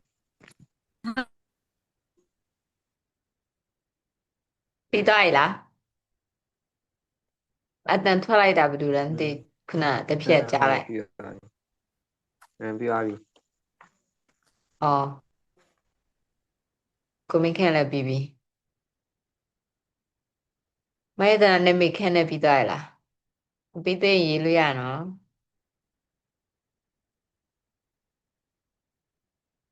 မိုင်းဒနာပြီးသွားပြီ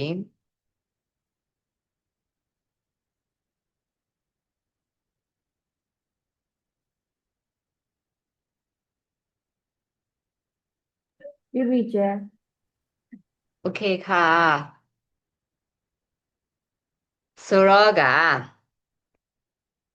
ဆိုတော့မှာ part C မှာကြည့်လိုက် group work တဲ့အခွဲလိုက်လောက်ရမှာပေါ့နော် What furniture is in your house or apartment tell your classmate ဆိုတော့ဒီမှာဆိုရင် kitchens မှာပါရှိမလဲပေါ့နော်ပြောတဲ့ခါကျရင် my kitchen room sorry my kitchen ပြီးရင် room ထည့်စရာမလို my kitchen has ဘာတွေရှိတယ်ပေါ့နော်တစ်ခုဆိုတစ်ခုမဟုတ်အများကြီးဆိုရင်လည်းဘယ်နှခုရှိလဲကနန်းထည့်လို့ရတယ်ပြီးတော့နောက်ဆုံးကြံတဲ့နောက်ဆုံးတစ်ခုမကြံခင်ဆို and နဲ့ထည့်အောင်နော် and ပြီးတော့မှ red ဆိုပြီးတော့ဥပမာဒီမှာသူပြထားသလိုမျိုးပြောလို့ရတယ်my dining room has ဘာတွေရှိမလဲပေါ့နော်ဆိုတော့တယောက်ချင်းစီဖြည့်ပေးမလားမိုင်းဒနာက kitchen မှာဘာတွေထည့်ထားလဲဖြည့်ပေးမယ်မေခန့်က dining room မှာဘာတွေထည့်ထားမလဲဖြည့်ပေးမယ်ကိုမင်းခန့်က living room မှာဘာတွေထည့်ထားမလဲဖြည့်ပေးမယ်ပြီးရင်ကျော်စင်ဝင်းက bedroom မှာဘာတွေထည့်ထားလဲဖြည့်ပေးမယ်ဖြည့်ရမယ့်ပုံစံကဥပမာ my kitchen has အဲ့လိုပုံစံနဲ့တွားမယ်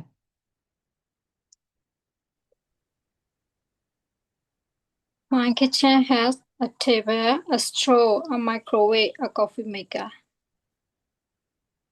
Okay. Thank you. Next. A dining room has a table, cupboard, a coffee table, chairs. Okay. မေခန့်ပြောသားတာကမမှားဘူးเนาะဒါပေမဲ့အမပြောခိုင်းစီချင်တာကငါရဲ့ဆိုတဲ့အသားကိုထည့်ပေးခိုင်းစီချင်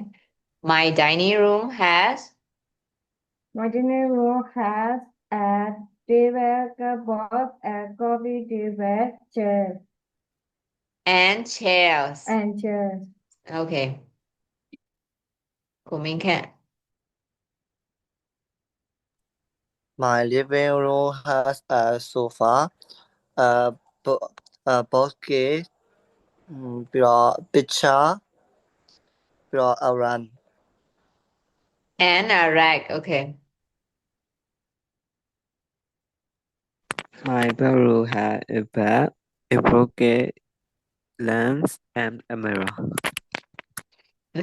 Rents and a mirror. Okay, thank you. So number 6 တော့မယ်နော်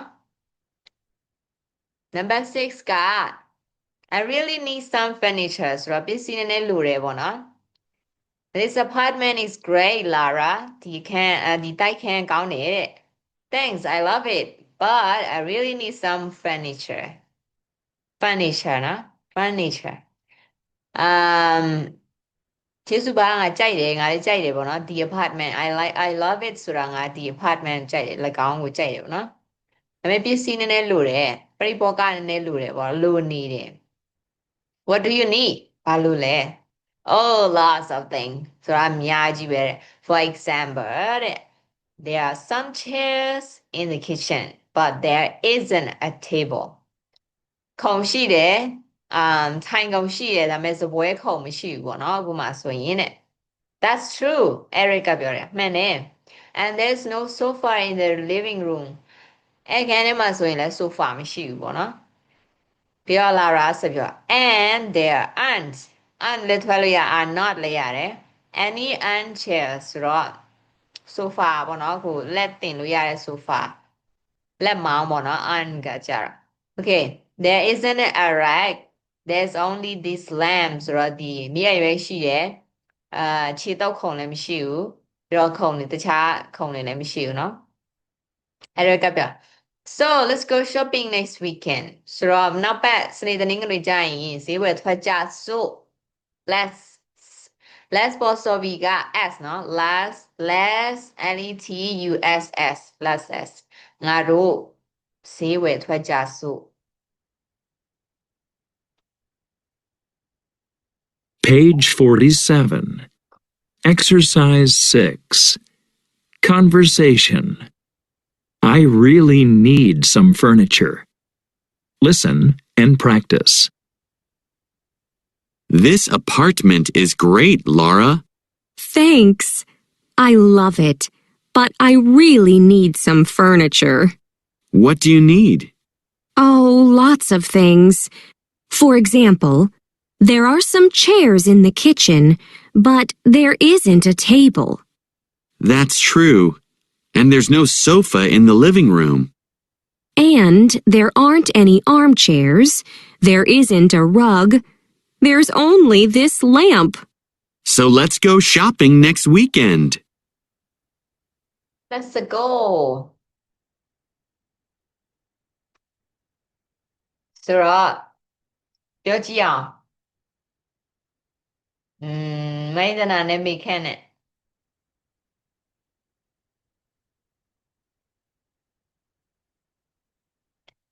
မိဒနာနဲ့မိခန့်နဲ့ကြားလား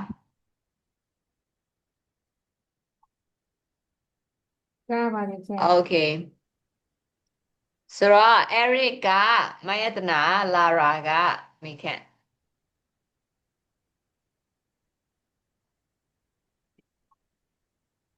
This apartment is great, Laura.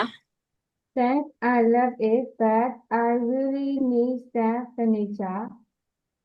What do you need? Oh, lot of things. For example, there are some chairs in the kitchen, but there isn't a table. That's true. And there is no sofa in the living room. And there are not any armchairs. There isn't a huge Right. That's only this lamp. Okay That's only this lamp. So let's go shopping next weekend. Okay အလှည့်ကျပြန်ပြောမယ်အခုကျတော့ Eric ကမိခန့်ဖြစ်သွားမယ် Lara ကမိဒနာ This apartment is great, Lara.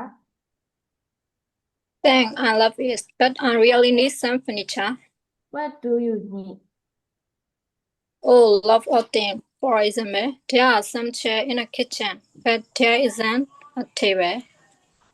That's true, and there is no sofa in the living room. And there are not any armchair. There isn't a room. There is only Alright. this lamp. Alright. So let's go shopping next weekend. Okay ကျော်စဝင်းက Eric ကိုမိခန့်က Lara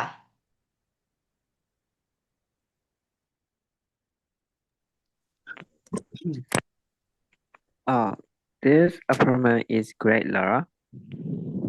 Thanks, I like it, but I really need some furniture. What do you need? Oh, look at this. For example, there are some chairs in the kitchen, but there's not a table. There That's isn't true. a table sorry no There sorry is no sorry sofa. LOT ကလေ Yeah. loops လာတယ်မထွက်အောင်နော်ကိုမိခန့် lots of Lot of things.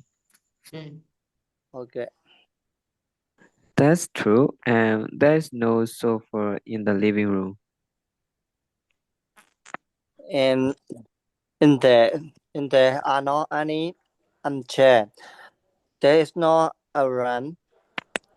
alright There is only this lamp. Alright. There is only this lamp.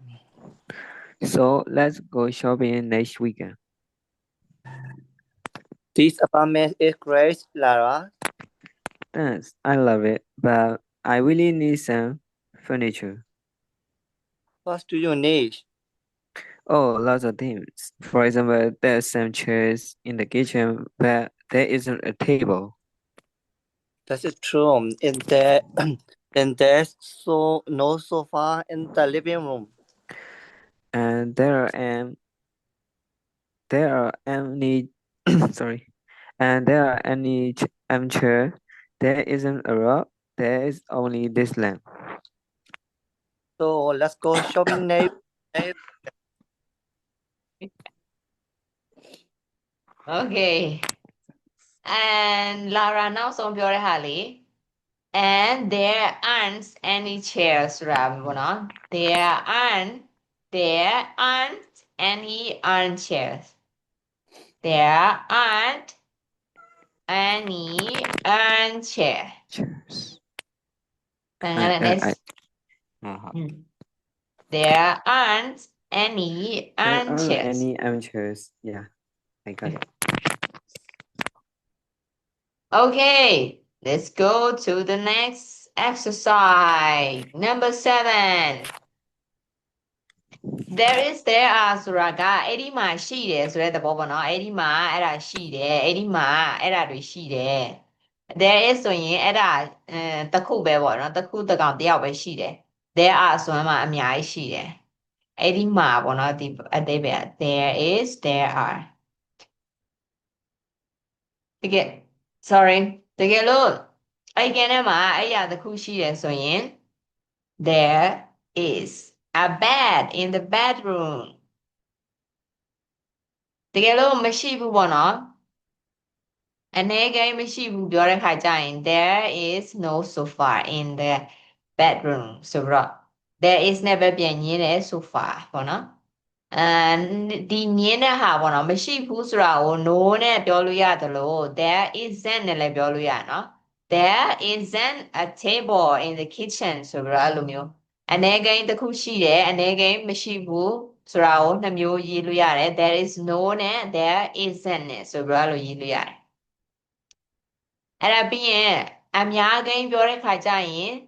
are နဲ့သွားမယ်ပေါ့နော် there are some ဆိုတာအချို့ထည့်တာပေါ့နော် some ဆိုတာအချို့ there are some chair in the kitchen ဆိုတော့မိဖို့ကြောင့်မှာထိုင်ကုန်အနည်းငယ်ထိုင်ကုန်အချို့ရှိတယ်ဆိုတော့အများchair ကအများဆိုတော့ there are နဲ့သွားတာပေါ့နော်ပြီးရင် there မရှိဘူးဆိုရင် there are နဲ့ပဲ no chairs chairs ကိုသူကခုံနေတလုံးမှမရှိဘူးသူအများညွှန်းချင်တဲ့သဘောပေါ့နော် there are no chairs in the living room again မှာခုံတလုံးမှကိုမရှိဘူးအဲ့ဒါကိုပဲမရှိတာကိုနောက်တစ်မျိုးထပ်ပြောလို့ရတယ် are not နဲ့သွားတယ်ပေါ့နော်အဲ့ဒီမှာ are not ကိုညင်းတဲ့ခါကျရင်ပေါ့နော်ဆိုဒီအချို့ထပ်မသုံးမနဲ့ any ကိုသုံးတယ်ပေါ့နော် there aren't အငင်းဆိုရင် any နဲ့သုံးတယ် there aren't any chairs in the living room ဆိုတော့ any ပြောချင်တဲ့အဓိပ္ပာယ်က there are no chairs နဲ့တူပဲပေါ့နော်ခုံတစ်လုံးမှမရှိဘူးခုံအချို့မရှိဘူးပေါ့နော်အရလားအဲ့ဒါ any question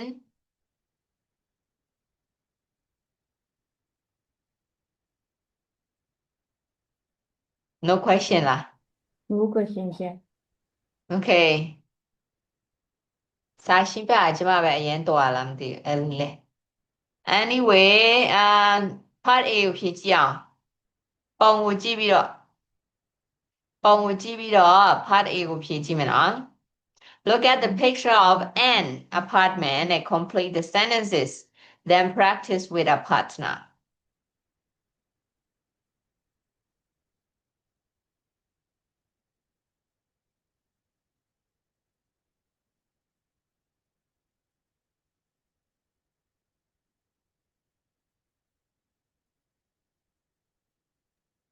ပြီးရည်လား စာရှင်းပြတော့တေချာနာမထောင်ချင်တယ်ရှင်ပြီးသွားပြန်ပြီဆိုတော့ actually previous weekend ကသွားပြီးရတယ် wow weekend ကလေးပြီးသွားပြီကြိုလောက်ထားပါလို့လား ဟုတ်တယ်နောက်ပတ်သွားရရှိ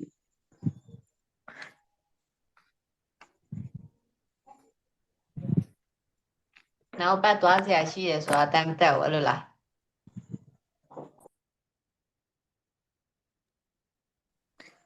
တန်းတော့တက်မှာပါဒါပေမဲ့ပြောပင်မများတော့မတက်ဘူးဒါပေမဲ့ပြောမယ်လေမတက်သေးဘူးနှစ်ရက်လောက် okay ค่ะတပတ်မှာ2ရက်ပဲဆိုတော့အတန်းတော့မှန်တက်ပေါ့နော်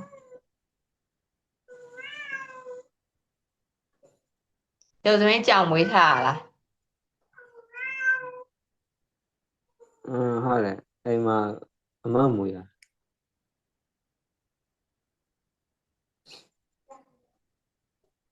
ကြောင်တင်ကြား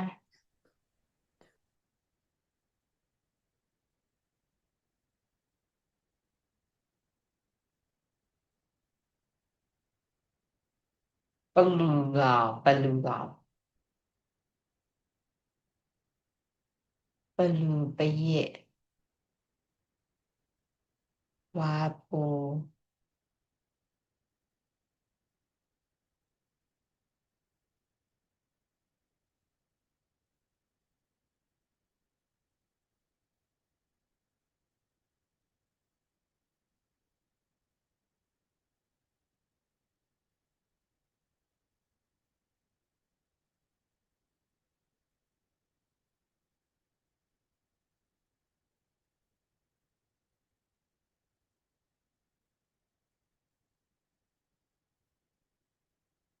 ပြီးသွားကြပြီလားဒီတိုင်း reaction ပြမယ်နော်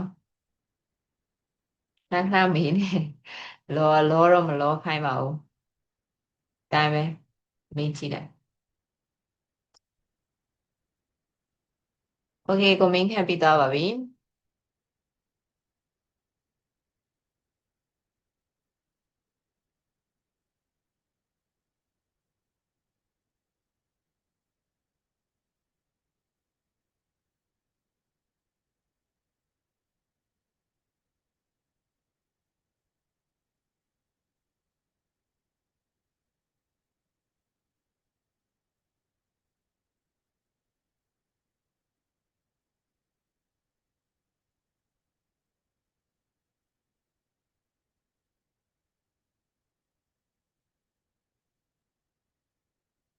မိခဲနဲ့မိုင်းရနာပြီလားโอเคမိခဲပြီးသွားပြီโอเคမိုင်းတနာလည်းပြီနော်ဆိုတော့အဖြေဖတ်ပြပါအောင်တယောက်တစ်ကြောင်လောက်၄ယောက်ရှိရဆိုတော့တယောက်နှစ်ကြောင်ဖတ်လို့ရတယ်ရင်းဆုံးဖတ်တဲ့တရာ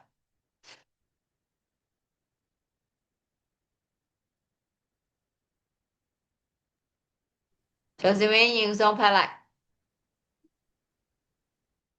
by 1 2တယောက်နှစ်ကြောင်နော် ဟုတ် There is no dresser in the bedroom.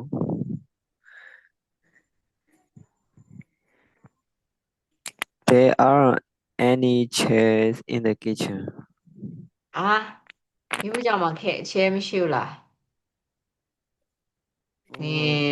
ဘယ်လဲ black and white ဖြစ်နေတာလားစာအုပ်က ဟုတ်တယ်ဘယ်လိုလဲ ကျန်တဲ့လူရောခေါ်မမြင်ဘူးလားထိုင်ကုန်ရှိလားမရှိဘူးလား Here, there are some chairs in the kitchen. ကျော်စင် Okay, number 2 there are some chair in the kitchen ဖြစ်ရမနော် Okay, number 3 မိခဲဆက်ဖတ်ပြပါလား There's a lamp in the living room. There is a refrigerator. ဘယ်နားမှာလဲ refrigerator အမမတွေ့ဘူး There is no refrigerator မဟုတ်ဘူး ဟုတ်တယ် there is no refrigerator ရှင်းနေဖြစ်တယ်ရေခဲတစ်တာမရှိဘူးနော်အဲ့ဗီဒီယိုမဟုတ်ရင်စာအုပ်စင်ဖြစ်မှာတလားမိဖို့ကြောင့်မှာဟုတ်လားရေခဲတစ်တာမရှိဘူးဘယ်နားမှာမှမရှိတာပါတကယ်တော့ Okay number 5 6ကကိုမင်းခန့် There is a ram on the floor. There are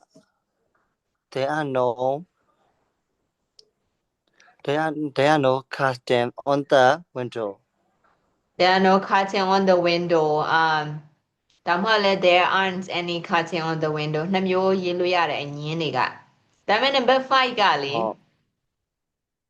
ခြေတော့ခေါင်ရှိလားဘယ်နားမှာလဲ အဝင်ဝါမှာတကားဝင်ဝါမှာအိတ်ခံရလေ ကောင်းဝင်ဝမှာ ဟုတ်လား ခြေတော့ကောင်မတွေ့ အိတ် ဘူး ခ ဟော န်းကဟုတ်လားမသိဘူးမမေဟိုမေရာမှန်ပေးနာအပေါက်ဝမှာရှိရထင်လို့ မရှိဘူးတကယ်လို့မရှိဘူးဆိုရင်ဘယ်လိုရေးမလဲ there's no ram on the floor ပေါ့ brands ကအများကြီးထည့်ထားတော့ there is no နဲ့ညီလို့မရအောင် there are no နှစ်ခုတည်းတစ်ခုဖြည့်လို့ရ there are no ranks on the floor မဟုတ်ရင် there aren't any ranks in the floor on the floor နော် okay finally မယေတနာနံပါတ်8 There is no armchair in the bedroom. There are some books in a pocket. ဟာစာအုပ်စင်မှာစာအုပ်တအုပ်မှမရှိတယ်လို့ပဲစာအုပ်တွေ့လိုက်ရလား Sao xem mà tuổi là စာအုပ်စင်မှာစာအုပ်ရှိလားလို့သူစာအုပ်စင်မှာစာအုပ်မရှိဘူးလို့ရေးရမှာဆိုတော့ဘယ်လိုရေးလဲ there are no books in the there are pocket. there are no books in the bookcase မဟုတ်ရင် there aren't any books in the bookcase okay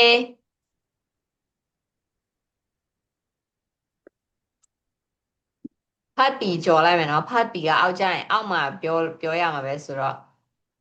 ဖတ်ပြီးကြော်လိုက်မယ်နံပါတ်6နဲ့30ပြီးရင်လှုပ်ပေးမယ်နော်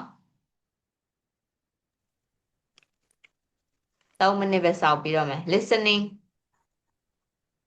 there ဘောနော် there နဲ့ the နဲ့အတန်ဘောနော်ဘယ်လိုပွဲလဲဆိုတာကိုသူဖက်ပြမယ်နော်ထားမှကြည့်နော်ပြီးရင် live ဖက်ကြည့်မယ်ဒီတိုင်းရိုးကိုယ့်ဘက်ကိုပြောနေကြဆိုရင်မကွယ်တိုက်ပြီးတော့သတိမထားမိဘူးနော် there နဲ့ the နဲ့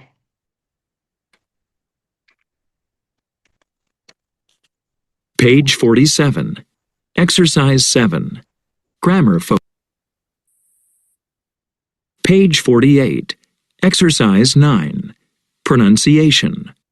Words with th. Listen and practice. Notice the pronunciation of th and th. There are 13 rooms in this house. The house has 3 bathrooms.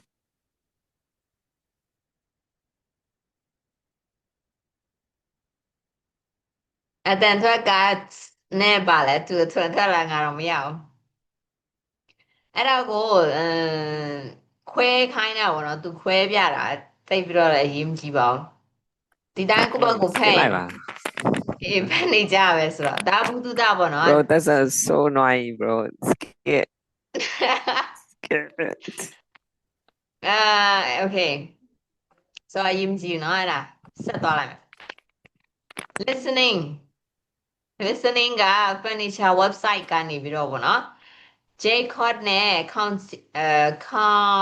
Courtney လား Courtney ဖြစ်မယ် Courtney နဲ့ J-Cod နှစ်ယောက်ကသူတို့ကနာပေါ့နော်အဲ့ဒီပရိဘောက website ဆိုတဲ့နေရာမှာသူတို့ပစ္စည်းဝယ်ကြပါတော့သူတို့ကြိုက်လားမကြိုက်လားကိုသူတို့ပြောလိုက်မယ်အဲ့တော့တကယ်လို့သူတို့ကြိုက်တယ်ဆိုရင် smile face ကိုရွေးမယ်ပေါ့နော်သူတို့မကြိုက်ဘူးဆိုရင် angry face ကိုရွေးမယ်ဆိုတော့နားထောင်ကြည့်မယ်နော်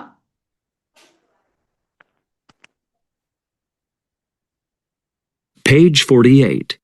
Exercise 10. Listening. A furniture website. Listen to Jacob and Courtney talk about furniture on a website. What does Courtney like? What doesn't she like? Choose likes or doesn't like. What website is that? Oh, it's a furniture website. I'm buying a few things for the living room. Look at these blue armchairs. They're really cool. Yeah, I love them. I need 2 for the living room. But they're so expensive.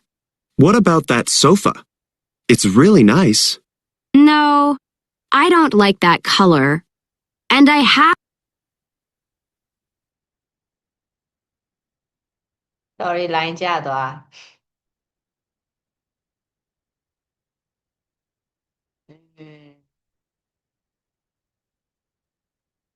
have a sofa now from my parents.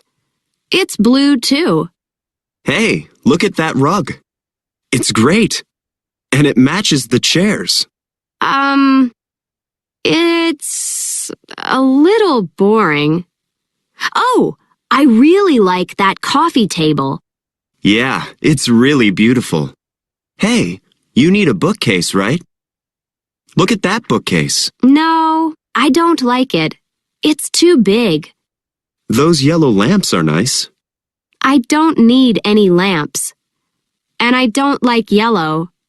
Oh, I know. I need some curtains. Do you like those curtains there? No, not really. Hey, look at that mirror. It's great. But it's a little expensive. That's okay. It's perfect. That's okay it's perfect ဆက်သွားမယ်နော်ဆက်သွားမယ်နောက်တစ်ခါပြန်ဖွင့်ပြမလားဖြေရလားနောက်တစ်ခါဖွင့်ပြပြီလေ 一没好起来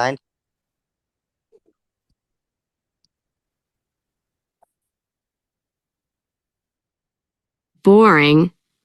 Oh, I really room. Look at these blue armchairs. Listen to Jacob and Courtney talk about furniture on a website. What does Courtney like? What doesn't she like? Choose likes or doesn't like. What website is that? Oh, it's a furniture website. I'm buying a few things for the living room. Look at these blue armchairs. They're really cool. Yeah, I love them. I need 2 for the living room. But they're so expensive. What about that sofa? It's really nice. No, I don't like that color. And I have a sofa now. From my parents. It's blue too. Hey, look at that rug. It's great. And it matches the chairs. It's a little boring. Oh, I really like that coffee table. Yeah, it's really beautiful. Hey, you need a bookcase, right? Look at that bookcase. No, I don't like it. It's too big. Those yellow lamps are nice. I don't need any lamps. And I don't like yellow. Oh, I know. I need some curtains. Do you like those curtains there? No, not really. Hey, look at that mirror. It's great. But it's a little expensive. That's okay. It's perfect. That's okay it's perfect ဆိုတော့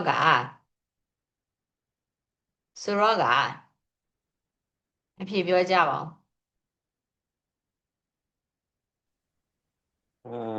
armchair ကိုကြတော့ကြိုက်တယ်rock ကြတော့မကြိုက်ဘူး bookcase ကလည်းမကြိုက်ဘူး coffee table ကတော့ကြိုက်တယ် sofa ကြတော့မကြိုက်ဘူး lamp ကကြတော့အဝါရောင်မို့လို့မကြိုက်ဘူး mirror ကြတော့ဈေးကြီးပေမဲ့ကြိုက်တယ် curtain လည်းမကြိုက်ဘူး Okay ကိုမင်းခန့်ကဘာလဲ line ကြားလိုက်ကြားရလားထစ်လားမသိဖြစ်သွားဆိုတော့လေအဖြေရလိုက်လားကို ဟုတ်ကဲ့ရလိုက်တဲ့အချက်နောက်တစ်ခါ ဝင်တဲ့ချိန်မှာရသွားဒါဆိုရင် Courtney ကြိုက်တဲ့အရာတွေကဘာတွေလဲ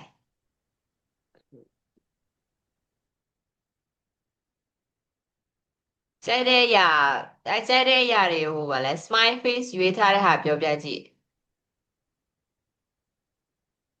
mirror သူကြိုက်တာ mirror ကြိုက်တယ်နောက်ပြီးတော့ armchair ကြိုက်တယ်နောက် coffee table Okay သူမမကြိုက်တဲ့အရာတွေက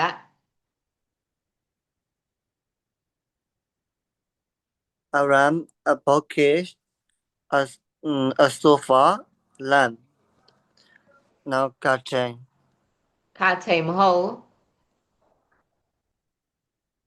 အတန်ထွက်ပြောတာစာလုံးပေါင်းအစာလုံးအမှန်နဲ့အတန်ထွက်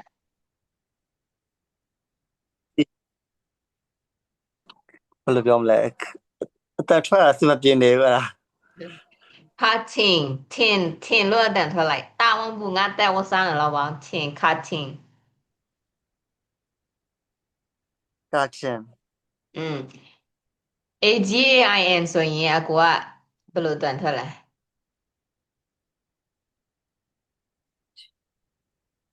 AGAIN ဟမ်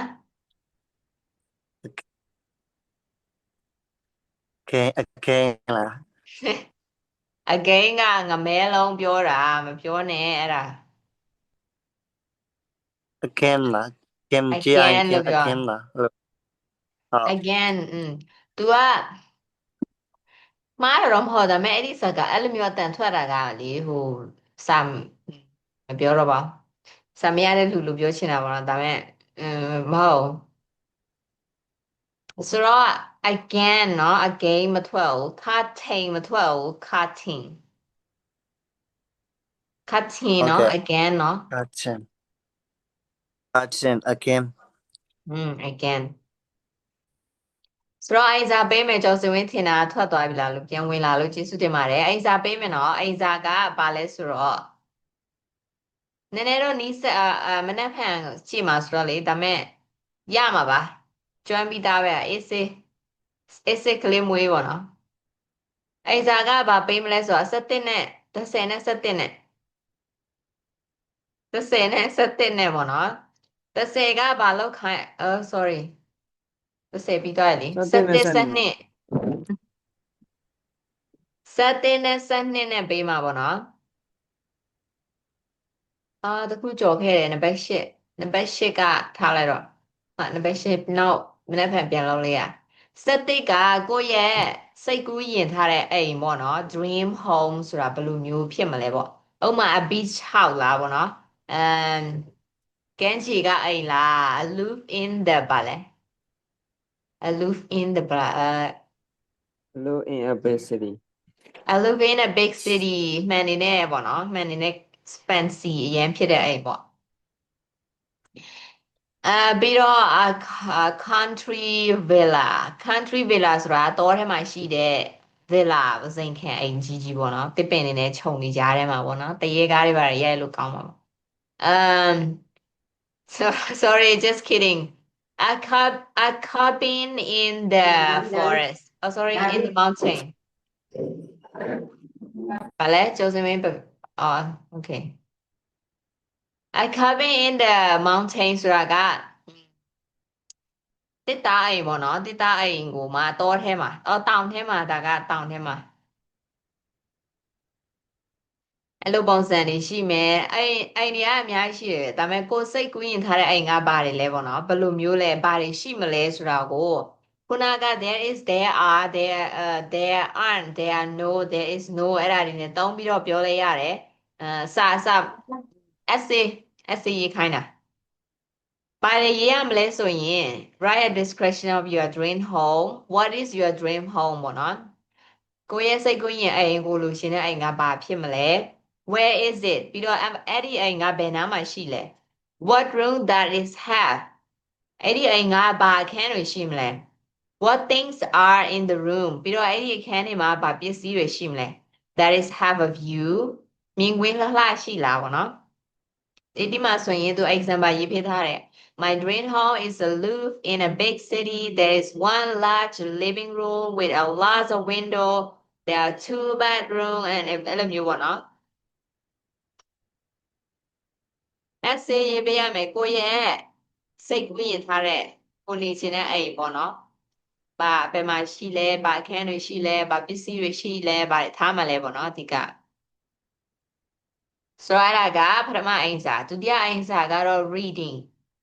ကကြတော့စာဖတ်ရမှာပေါ့နော်စာဖတ်ပြီးရင်အောက်မှာကွက်လက်ဖြည့်ခိုင်းထားတယ် part B ပေါ့နော် part B မှာကွက်လက်ဖြည့်ခိုင်းထားတယ်အဲ့ဒါပါပဲ17နဲ့12နဲ့ကိုယ့်ရဲ့ dream home အကြောင်းပြောမယ်ပြီးရင်12က reading any question ကျော်စမင်းနှစ်ခုလုံးပြီးပါပြီ wow bro ကျန်းလိုက်လားပြီးသွားရင်ဟိုတာတပုံရိုက်ပို့လာပေး ပို့လေ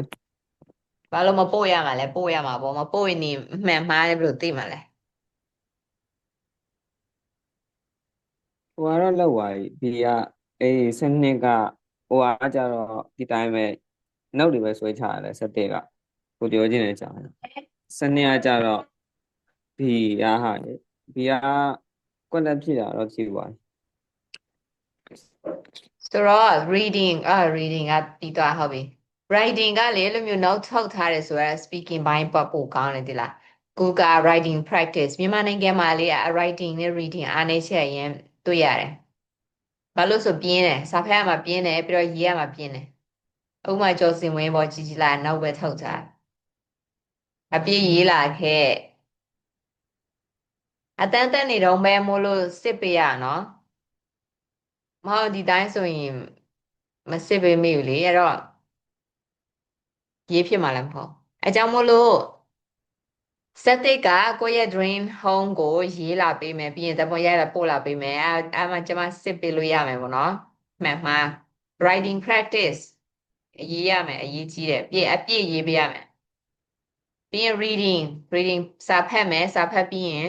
ကွက်လက်ဖြည့်ခဲ့မယ်နောက်မှအတန်းမစခင်ပြီးလောက်ပြီးတော့ပို့လာပြီနော် Okay. Any question No. Okay အဲ့ဆိုရင် thank you for today see you tomorrow Very tomorrow, teacher.